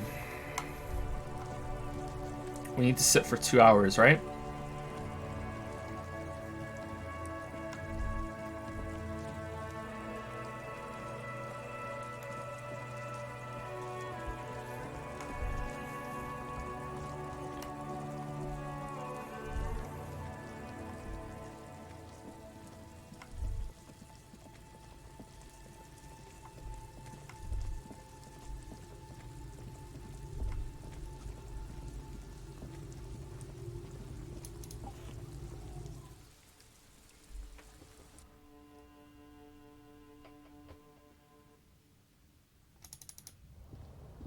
Kim, why didn't you come inside? It's raining out. God damn it, Kim.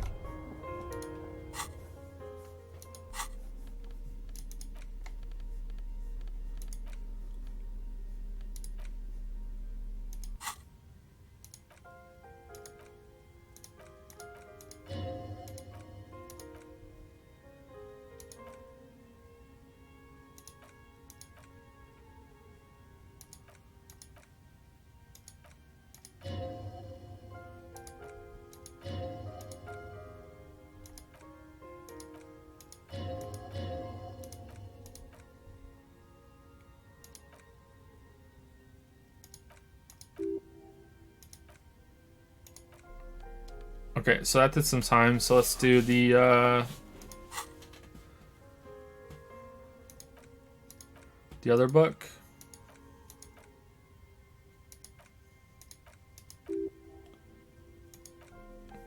Oh, let's do it again.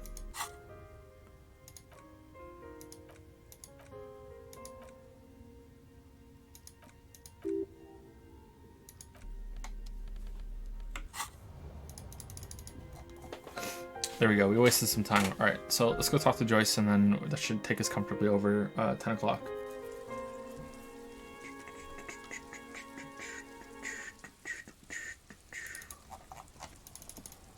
She must be over here, right? Yeah, there she is. Do you have something to say about this big boat being in your harbor? I see you haven't left our little Martinez yet.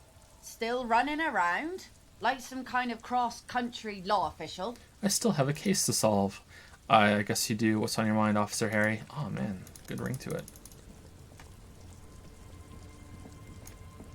Oh, wow. You're off the boat. I'll just keep the cordially in the channel, if that's okay. It's too shallow near the pier. She winds the mooring line around a post. Hi, ma'am. And it's a jetty, by the way. Of course, jetty.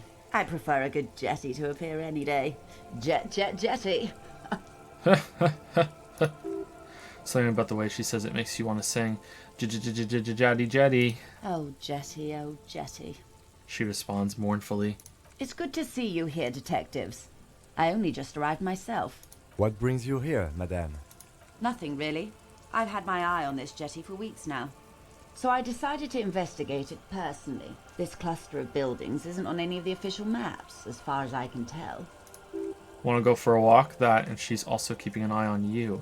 Have you been spying on us? Spying has such a negative connotation. I did track your progress along the coast, however, and decided I would be better able to assist you from here. Then there's the matter of that little scamp in old lady clothes. She threatened to paint the cordially red, like blood, you see. Well, I like it the way it is. White. White. What is this? Destruction of property, hooliganism, elder abuse, and who is this scamp anyway?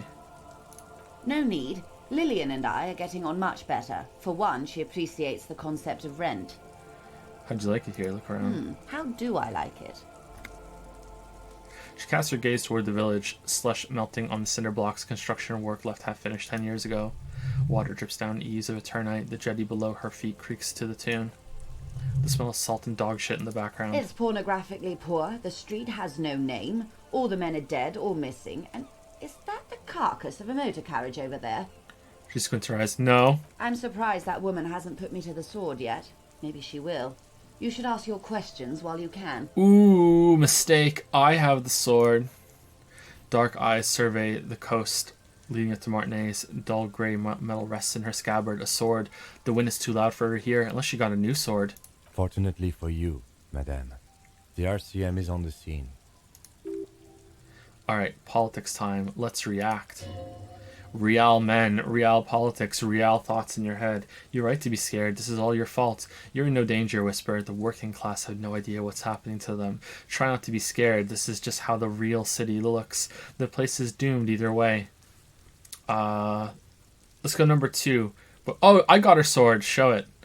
Perhaps you shouldn't have. I sort of liked it on her. She leans against the railing, looking up to the grey sky. Mistake. Above you, there forms a quilt of altocumulus clouds? Twisting into each other, the wind tugs and stretches them over the bay. Their cloud shadows slide over the ruins of Revachol West. Wherever they pass, the temperature drops slightly but perceptibly. It's early spring and the rains are coming. An officer enters a low hut of stone and wood. Inside, weapons are piled against the walls. Rifles with splintered stocks and swords, tens if not hundreds. They're antiques, says Lieutenant John, the archetype of McCoy, to his partner. They're digging them up from the catacombs now, fixing them, old caches from the Revolution. The children carry them. Come May, the streets will be flooded. Outside, the wind rattles the loose hatches, flooded with cheap weapons in angry hands. Have I told you how they discovered this place? The wind picks up. Her raincoat flaps in the gust. This fishing village? No. The Insulidian Isola? No, you haven't told me how they found it. Well, your condition has left you no worse off than most of these people. The literacy rate is around 45% west of the river. 50 years of occupation have left these people in an oblivion of poverty. Oblivion? That's so me. 45% is around where I operate. Things are getting better, though. Say nothing. It's a pity. Most of these people will never know what this place means, this island of matter, or why they were ferried over in the first place. Remind me to tell you one day, she corrects the scarf around her neck. For now, how can I assist you in this new location? Tell me now, we have time. Do we? He glances his watch. It doesn't look like he does. I hear you have singled out a suspect in her pursuit. This is cause for cautious optimism. I would not want to delay you. This story she will tell it only before she leaves Martinez. Maybe a comma there at the very end of her stay. Maybe there's something else I can assist you with while you're in hot pursuit. You're back. Good. What can I help you with? So I've been dealing with Everard again. O'Shea raises a brow, and man, the whole thing is a takeover. I helped him turn up the heat on the borscht. Did you now? She's intrigued, if a little confused. What sort of borscht is he making? The cook makes it to keep the strikers drunk, helps them strike. The strike brew, she nods. That's a classic, and by turn up the heat, I presume you mean put more alcohol in it. Nope, you misunderstand. I turned the knob like this, turn the heat down. Beyond curious, I will choose to interpret that as you turning the alcohol in the strike brew down, for the sake of our professional relationship. And because I don't like the idea of any of them more drunk than they already are, she nods. What else? He asked me to open a door. A referral, you mean? I take it this was for someone in the RCM. She waves her hand. Don't answer that. No, I mean like a real door to someone's house. Oh my, a real door? Lieutenant does not say anything, but you hear the nylon of his jacket rustle as he looks at you. I helped scare someone for Mr. Clare. I scared this Gary for Mr. Clare. He got pretty scared. It was nothing. It had to be done. I got information. It was useful for the case. That's good to hear, Detective. Police work is rarely pretty, but it sounds like you did what you had to do. Her bartering mind cannot fathom that you didn't ask anything in return. Frankly, that what was done was not pretty at all, and neither was it illegal, and it was not for nothing. He turns to you. This seems serious. I advise you to be very selective with what information you choose to share. This may have consequences beyond our line of sight. The Union's militant wing organized the lynching. Everett says the Union Pines sent mercenaries. Okay, let's go with Kim. That's all I got to say. Naturally, Detective, there are lighter topics to gossip about. He asked me to deliver an envelope. Man, this whole thing is a takeover. A takeover? Yes, it's not a strike. You aren't being let in because there's nothing to negotiate. The Union is taking the terminal. He has told me so in his own words. He's taking it. He'll also use the drug trade to finance the harbor. Number one. If they're taking it, she looked toward the colorful mountain of crates, like toy blocks rising over the Martinez. Oh, damn, look at that U there. Damn, how will Americans ever recover? Oh, man, I'm so sorry. Green livery changing into red blot by blot. Like a cancer of the blood metastasizing. Then we're talking about a war. Everett needs to let me into the harbor at once. We need to talk about this. He's ready for war. They all are. They most certainly are not. His eyes return to you. Colonel has 1,000 men on their payroll. The next batch will be a platoon of 20 men and a gunship. I've seen the Union's forces. They're better organized than these mercenaries. They also have the support of the people of Revachol West. It will take more than Colonel to wipe them out. Wild Pines will need to send more and better equipped men. Make no mistake, ma'am. I'm sure you have the money. The question is how many years and how many lives are you willing to sacrifice? What do you suggest I do? Does it matter, or has her mind's been made up for quite while now? Wow.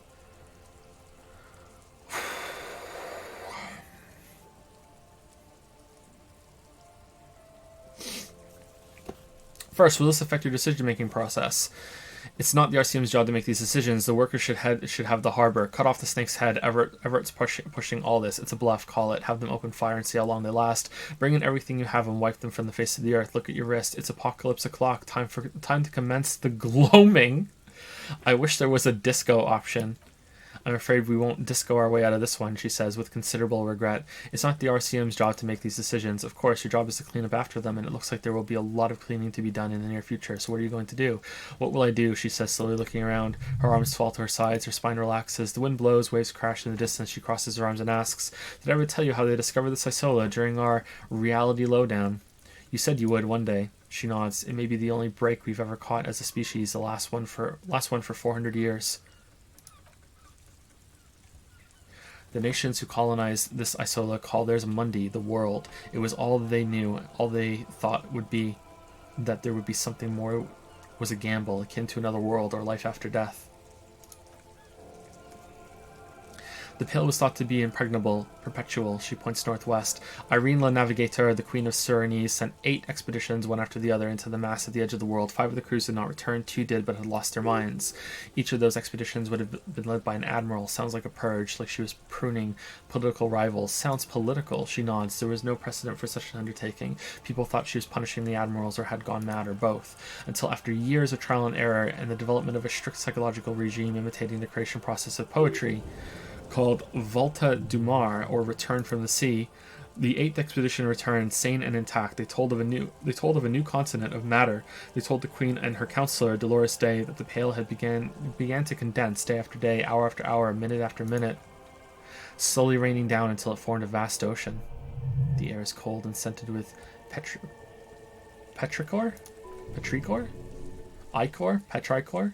There are rain circles on water all around. Humidity crawls up your back like a piano trill. Put your hand in the rain. So does the lieutenant. His mouth is slightly open as he looks to the sky. The droplets feel warm like spring rain. This ocean? She nods. The phenomenon has never again been encountered. For a time, the crew, though, they were expecting a hallucination. Yeah, it is thought. I just corrected it. The masked hand proclaimed Le Insolende, the signal to wake up. But they could not. They were sane and conscious as islands began to appear on the horizon. There are 78,000 uninhabited islands in the Insulidian archipelago, officer. The freckled face of God, she smiles. You've thought it 1,000,000 times. Afterlife, death, after death, life again, after the world, the Pale, after the Pale, the world again. A tonal shift, she nods. In human comprehension of reality, on the second day, a great skua was shot down above the flagship Lysurgic. The bird was preserved and brought back along with pollen. 4 years later, the Queen's counselor was proclaimed her Innocence Dolores Day, the elected world spirit. The age of humanism, internationalism, and parliamentary rule followed. We were high, leaving us here. The great skua was the first bird they saw, the first living autonomous organism, proof of reality. It's the symbol of Insulindi detective, the coat of arms of the suzerain, and the wings on the crest of the commune. I seem to have it in for it, or for me, I broke one. In your defense, it is a nasty creature who plucks food from the throats of lesser birds, yet much like Rivachol, it is also magnificent and rare. Imagine the suzerain of seagulls leaving us here.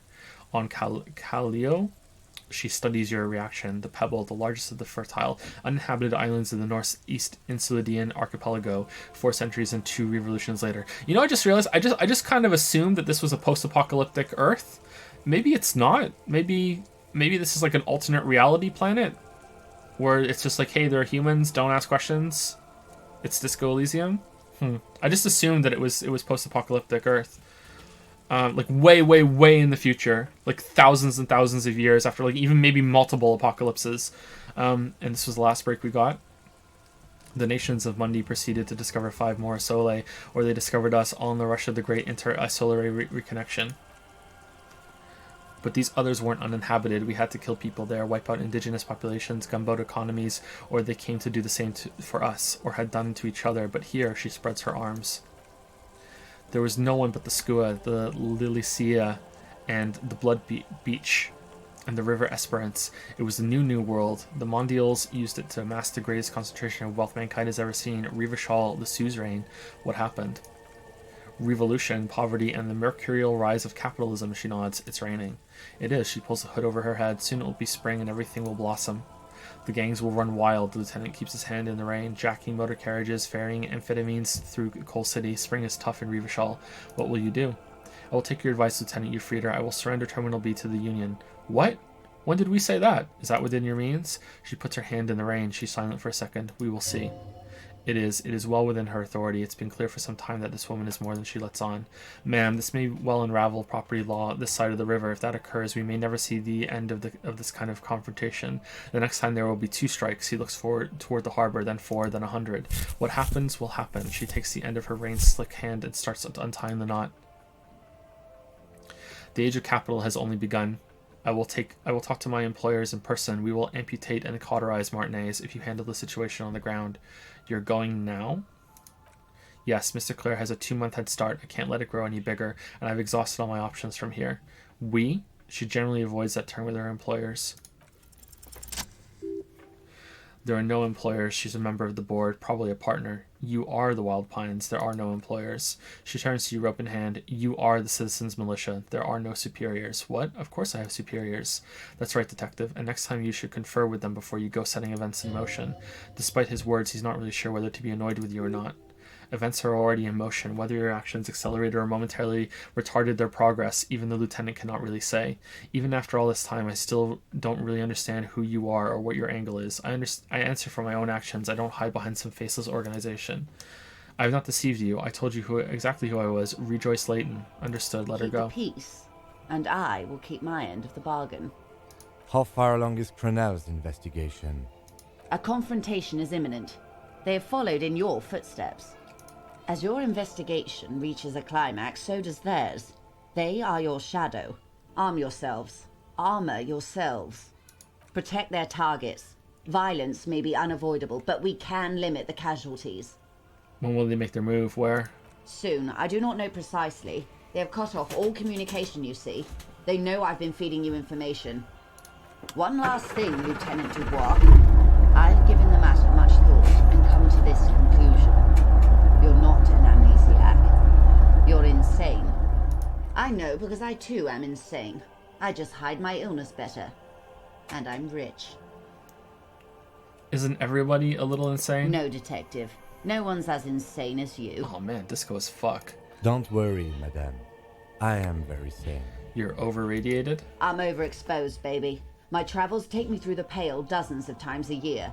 I've got the longing, and I've got it bad. She points to her heart. She would die to return to it, the Pale, the past, anything one can return to. How do you keep it together?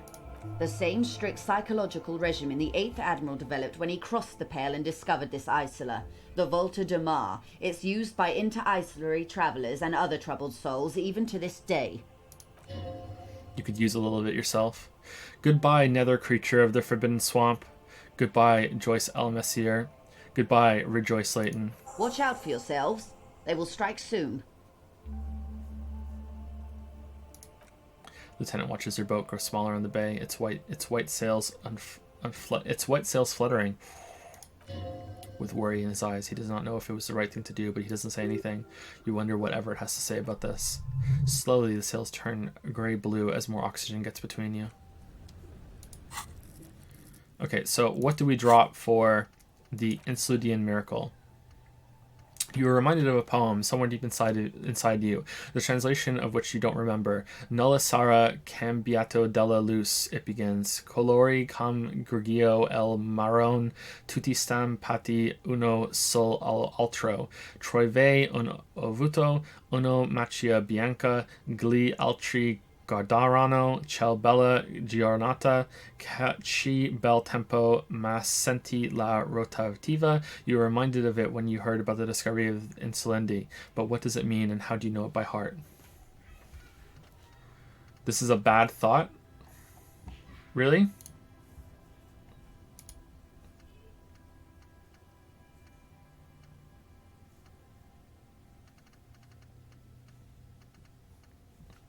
Okay, we'll leave it then. I believe you. When has chat ever steered me wrong before? Alright, let's go get our gun back.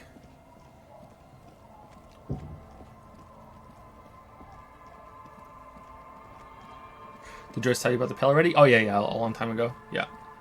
Thank you, Sacrix, for the 18-month resub. I'm sorry, 19-month resub. Trash Tan had less grammar mistakes. Yeah, Code Vein did have less grammar mistakes. Oh, Trash Tan. When are we going to play the DLC for Code Vein and the Return of Trash Tan? Probably when all three of them are out. Okay, so I kind of want to like spend all my points on shit, but I don't know what to spend it on. Like, I don't want to reload to try checks again, but I wish I knew what the checks were going to be. Like maybe like we're really low on hand-eye coordination.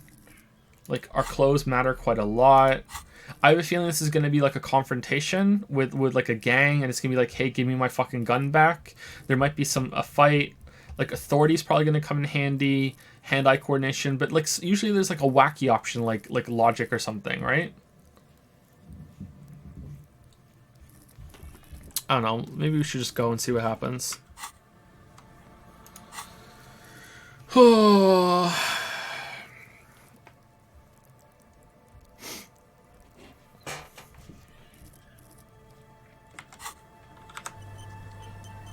Fuck it. Let's see what happens.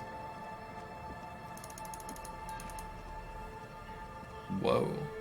Okay, so we're over time. I think we're gonna get our gun back, and then we're gonna stop, and then we'll play tomorrow for as long as it takes. But we'll get our we'll get our gun back, and then we'll stop today. But before we do that, let's see if there's anyone cashed in any coins.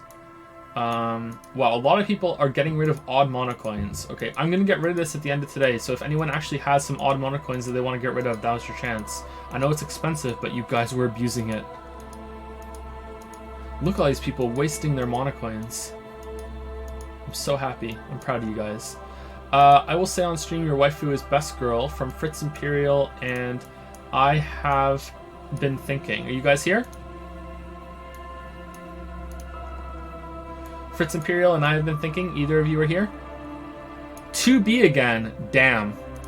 Damn. 2B is Best Girl and is the waifu of Fritz Imperial and Joe. There you go. Congrats, Fritz Imperial. Congrats.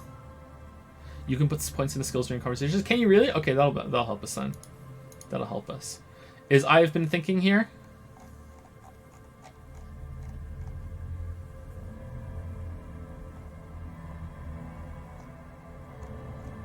I'm not seeing I've been thinking. Maybe they left. He isn't? Okay. Okay, so real quick, who do you guys like better?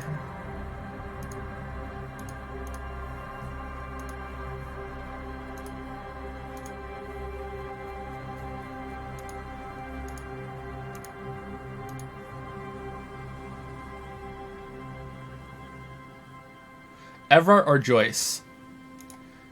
Because I was expecting to hate one of them strongly, and I kind of feel like I don't hate either of them. Like I feel like Joyce is much friendlier and more honest, but also is doing more harm, whereas Everett is a lot more abrasive and a real like ironic asshole, but really does want what's best for a lot of the people there. Like I don't think that's an act. I really do think he wants what's best. Maybe I'm wrong, but that's how I feel. Who do you like better? Joyce, Everett. Everart was E-V-R-A-R-T, right? Yeah, alright. So there we go.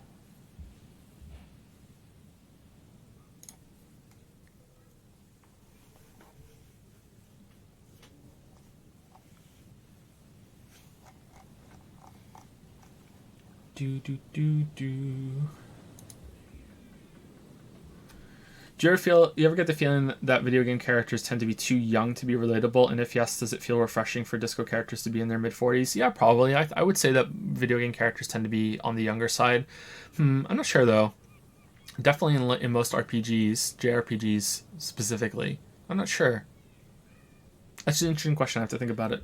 I wouldn't have to think about it. I would have to look at lots and lots of games. You can't put points into during conversations anymore. They patched it out. Oh man, that sucks. All right, so people seem to like Joyce better than Everard, which is what I expected. Interesting. Okay. But it's not a landslide. Interesting. Okay. Put your hands where I can see them. The aging woman under a mountain of police paraphernalia mumbles to herself, then notices you and reaches for the megaphone. Show me your hands. This is the pigs. Show me your hands. Right now! Show me your hands right now! Scavenge battery-powered police lights protrude from her back. The flickering light show reveals a gun in her shaking hand. Her hand is trembling from some sort of neurodegenerative disease. Madame, please drop the firearm immediately. What should we do, Kim? Raise your hands. The saber is only decorative. It's not a threat to you. Failure to comply. Suspect is displaying aggression. Officer under duress. Officer under duress. I am the police. Don't move. Don't move. Hands on your head. Suspect is armed and dangerous. I'm not moving. Suspect is on the loose. Suspect at large. Officer administers street justice at her own peril. that one extra lick with a baton or extra knee strike above what was actually required. Suspect is under control. Suspect is under control. Be careful, detective. Don't do anything that might set her off. The situation looks bad. Calm yourself. Steady your breathing. All right, where's the check to just wildly lunge at her? Wildly lunge.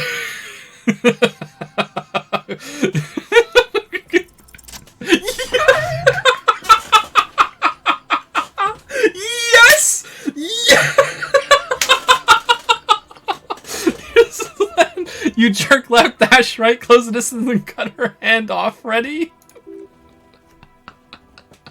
No, that won't be necessary. Look closer at the gun. All three barrels, red and blue light shining through. It's not loaded. Whisper Kim, I'm almost certain there are no bullets in that gun. My god, it's not loaded. The gun isn't loaded, ma'am. The weapon you're holding is mine, and I know it has no bullets. Go ahead, pull the trigger. I dare you. Suicide by cop, split-second decision. Eat lead, scumbag. Half-light, failure. Oh my god. God, your partner exhales loudly and uses his offhand to wipe his forehead. I almost blew her head off. What is this? The old woman looks at the treacherous weapon. This isn't police issue. Police weapons have bullets. This isn't real. The gun lands on the wooden planks and tears run down her scratched cheeks. Police guns always have bullets. What is this? Why did you sell me this? Grab the gun right now. This might be your only chance. Pick up the gun. I'm done with this gun. Leave it behind forever. Pick up your gun. No one ever cares anymore. Her voice is growing fainter as she rocks back and forth slowly. Why would they cheat me like this? Okay, we add $1 million to a Yaya, right? That's the deal, right? We add $1 million to a Yaya? This limbed and headed machine of pain and undignified suffering is grinding to a halt. Tired of walking the desert, it doesn't want to feel or think anymore.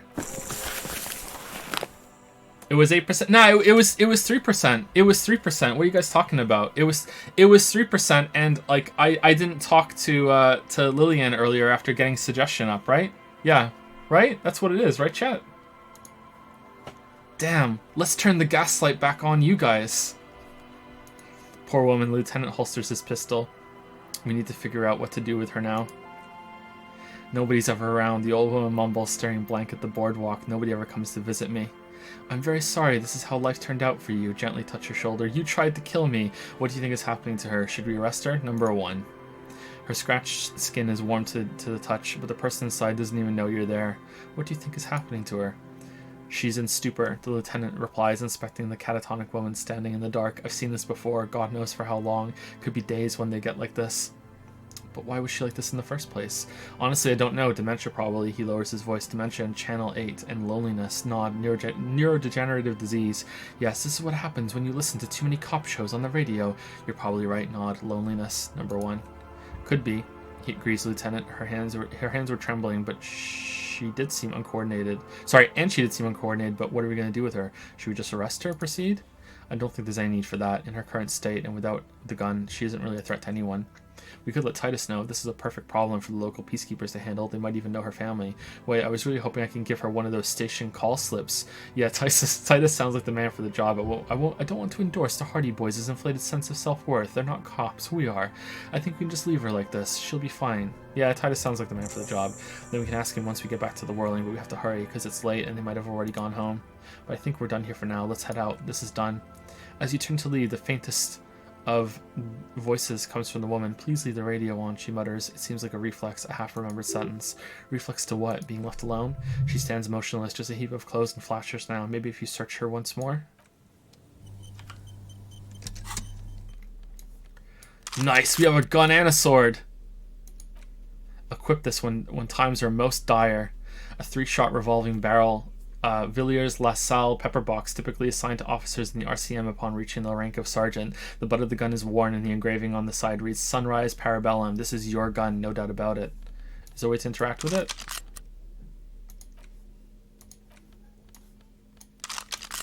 Two bullets. Holding the gun feels natural and satisfying. It's like an extension of your arm, the polished wooden handle almost fusing into your palm. I think my hand recognizes it. It reminds you of the day you first held it, with fear and respect, hoping you don't have to use it. In vain. The sun was out in Jamrock. It was so long ago. A Villiers 9mm pistol, where Insulidian steel meets Revachalian craftsmanship. With it thou wilt protect the fair people of thine homeland and keep the visitors at check. The woman stands slumped. She looks catatonic under her mountain of RCM paraphernalia. Is one of those things a police cap? Pick up the RCM cap. She doesn't even flinch as you reach out and disentangle the familiar-looking lieutenant's cap from her mountain of RCM paraphernalia. Oh, is that yours? It's hard to say. It's been so long since you wore yours. I think so. Maybe. Probably. You know me. Lieutenant nods. It's your hat. Shake her shoulder. The old woman doesn't react to your touch. Leave her be.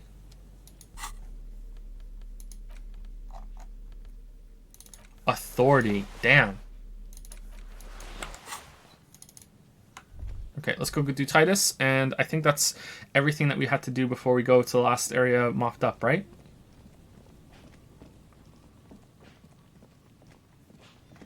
Are there secret set bonuses in this game if you have, like, if you're dressed up as a full cop?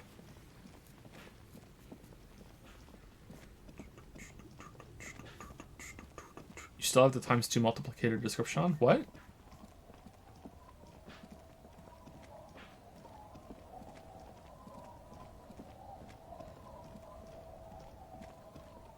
In the monocoins menu? Where? There are thoughts but no set bonuses?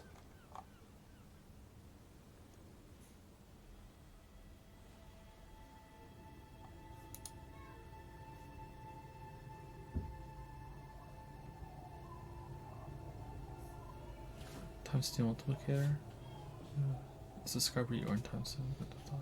So, oh, I think that's because you're a sub. You get ×2 coins for subs if you're a sub. Yeah. It's not about the double monocoin cash in. I can see why you're confused though. Yeah. It's okay. Didn't know. Yeah, it's fine. Don't worry. Catasmic. Who's the lucky lady?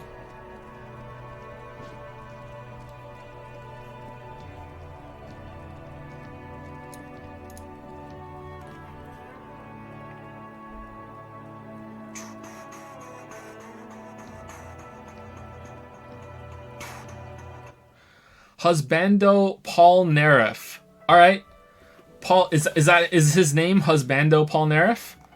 Husbando Paul Nerif is best boy and is husbando of Cat Catasmic. And just in case, Paul Nerif is best boy and is the husbando of Cat Catasmic.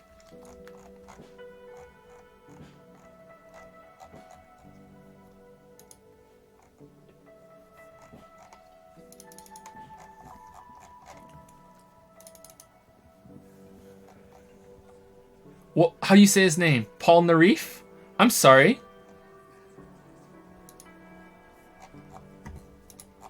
If I don't know the word, I try my best to say it phonetically, okay?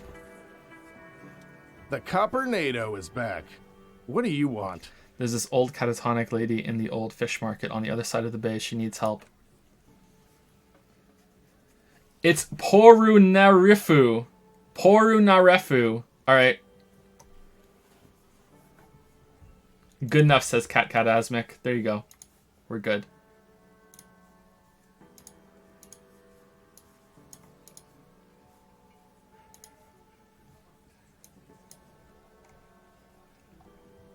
With a rolling R.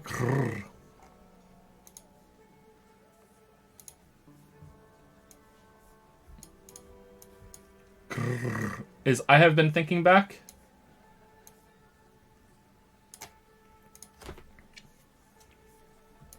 Big man laughs, nearly spitting out his beer. What's that, copper? You want us to help the little old ladies now? You're local law enforcement, aren't you? The lieutenant looks Titus in the eye. Helping troubled civilians should fall under your jurisdiction. Yeah, we'll send someone out. Who is... Wait, it's the pigs, isn't it? Yep, her. He pushes up his cap. God, poor lady. Don't worry, we'll handle this. I think she's got some family in Coron or something. Bastards left her alone when she got sick. We've been getting complaints. Hey, Eugene interjects. Wasn't Everett's B team looking for the other day? They said something about her, I don't know, finding something? Yeah, I think you're right, Gene. Titus gives him a beer salute and turns to you. She have something of yours, pig? Whatever you do not admit to these punks you lost your gun. You will suffer if you do. Nope, she didn't have anything in mind. No? Well, whatever then, Copper. Titus chugs his beer down and wipes his mouth. No, they totally said it was. What was it? He's still thinking it over in the corner. Anyone remember? That a tattooed man scratches his head with his knuckles. I don't remember. I was fucking drunk. Let me know if you figure it out back there, the big man says, turning to you. Now, anything else I can help you with? What's her name? Her real name. He takes off his cap and scratches his head. Auntie LaPlante. Auntie LaPlante. We always call her. Something LaPlante? Marianne Amigo, he says, pouring himself another drink. Marianne Amigo LaPlante. Fuck you, pig, he stands. What the fuck you playing at, huh? Easy, Al, the man says soothingly. Don't let him get to you. Have one for Auntie LaPlante, huh? Don't disrespect Miss LaPlante, Copper. The big man finishes off a can. She's good people. We all get a little crazy sometimes. Who was she? Was, like before, just an old lady. Her kids moved away years ago, never come to visit, never took her call. She gets out every now and then. He swirls his beer. She did right by lots of us when we were kids. Always was a little off, but still, us kids, that must have been ages ago. She was better then. The children kept her together. How did she get like this? Get wanting to be a cop, you mean? Well, he furrows his brow and thought, shit, I don't actually know. Anyone know why she started acting like a pig? No fucking clue, the tattooed man shouts. It's gotta be crazy. Who'd want to be a pig? Someone who wanted to set the world right before it ends. Ever think of that? More like who wouldn't? Cool uniforms, fast machines, packing heat, sign me up. Law enforcement is a respectable occupation, sir. I can't help but feel partially responsible for the unhealthy culture that poor one latched onto. I'm sorry. The tattooed Meska sinks into his seat, unsure how to respond. Yeah, you should be. The big man shrugs. Whatever, cop. Don't worry about it. We'll take care of our own.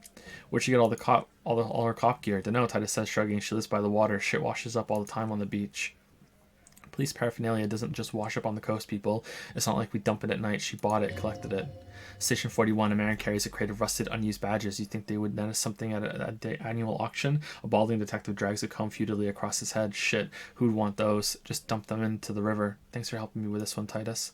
No problemo, cop man. We take care of our mentally ill here in Martinez. Ain't that right, boys? Sure enough, Eugene raises his glass and toast. We're the real heroes on the street.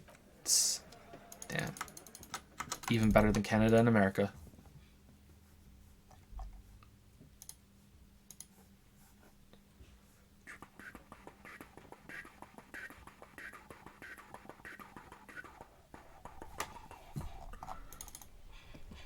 Have I done the thing for February yet, says Parker Starfish? What, Star Ocean? I'm not sure. Get rid of odd bits by using this weird trick, says I am 991000. Damn. Okay, so are we done? I think we've done everything, right? Determine where the shot came from. I'm guessing that we get to the island after we talk to Ruby. Look for Ruby on the coast. We know where that is. Union and cryptozoology business might end when you do. Cryptozoology? But we did that.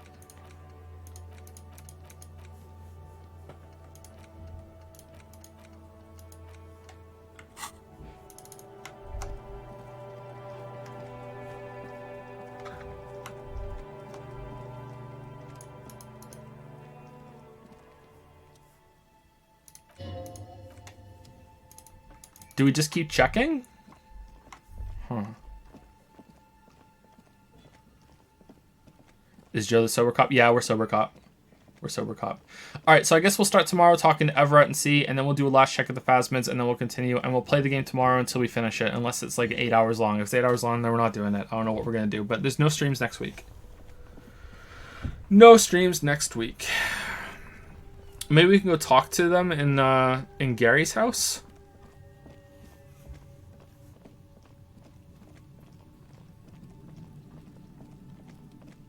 Put on a full cop suit. Do we have a full cop suit?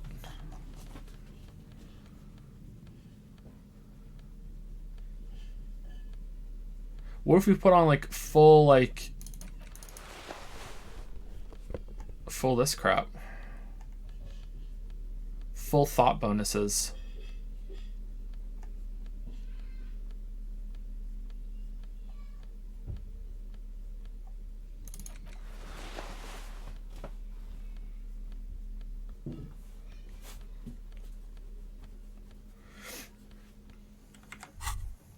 Whoa. The hat is so soft, so warm, it wraps around your head and your mind tingles with all manner of socioeconomic theory. This is an Ushanka, right? Pat the hat. Kraz Mazhov would have worn this Ushanka. Mazhov knew where to cook those thoughts. That's why it bears a Mazavian logo. Glory to the revolution, comrade. Whether you like it or not, wearing this hat has made you more communist. Oh, man. Just like reading my chat. With luxury of fine things, just look at those black monk straps. What's going on down here? After spending an entire day hustling, who's to say that you didn't deserve a pair of ridiculously expensive shoes on your tired feet? You're right. Beautiful things do make people happy. Beautiful things give you a rush. It's power, crafting your style, draping your flesh in silk and leather, deciding how to present yourself to the world. Remember when they come to take it away from you, you worked for those shoes. Whether you like it or not, wearing these shoes has made you more liberal, ultra liberal. They're either a gateway drug or a booster pack to get you deeper into free market ideology.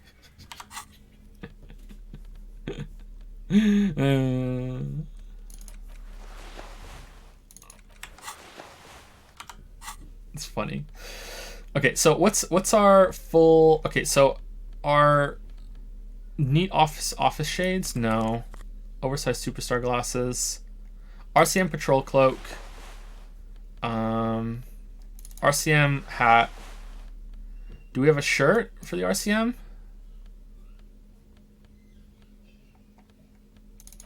No, that replaces that one.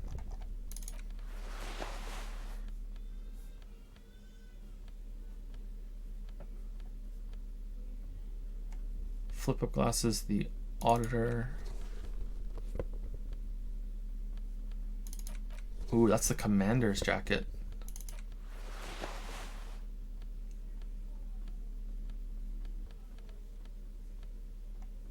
Why are these orange? Nah, I don't think we have enough to have like a full set of cop stuff.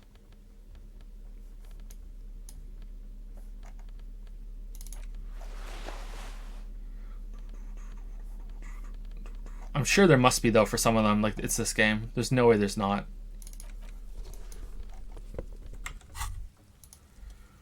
Wow, this jacket makes you feel strong, as if your blood is mixing with that of the venerable Philippine loyalists of old. Mixing. Does my blood need mixing, or is it good as it is? Oops, I didn't mean to wear this nationalist jacket. Apologies, you're right. The need for a strong central government has always been clear to you. You're a true patriot, Revachol, born to do it. It's time to clean up the streets and restore the city to its former glory. Whether you like it or not, this jacket gives you serious nationalist cred. Damn.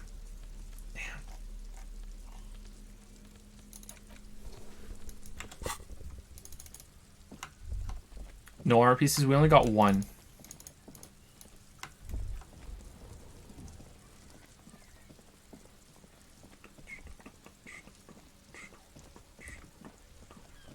Okay, I think we're done. So tomorrow we'll see if we can clean up some stuff real quick, and then we'll continue with the story, and then we'll probably do a long stream tomorrow. So that's it.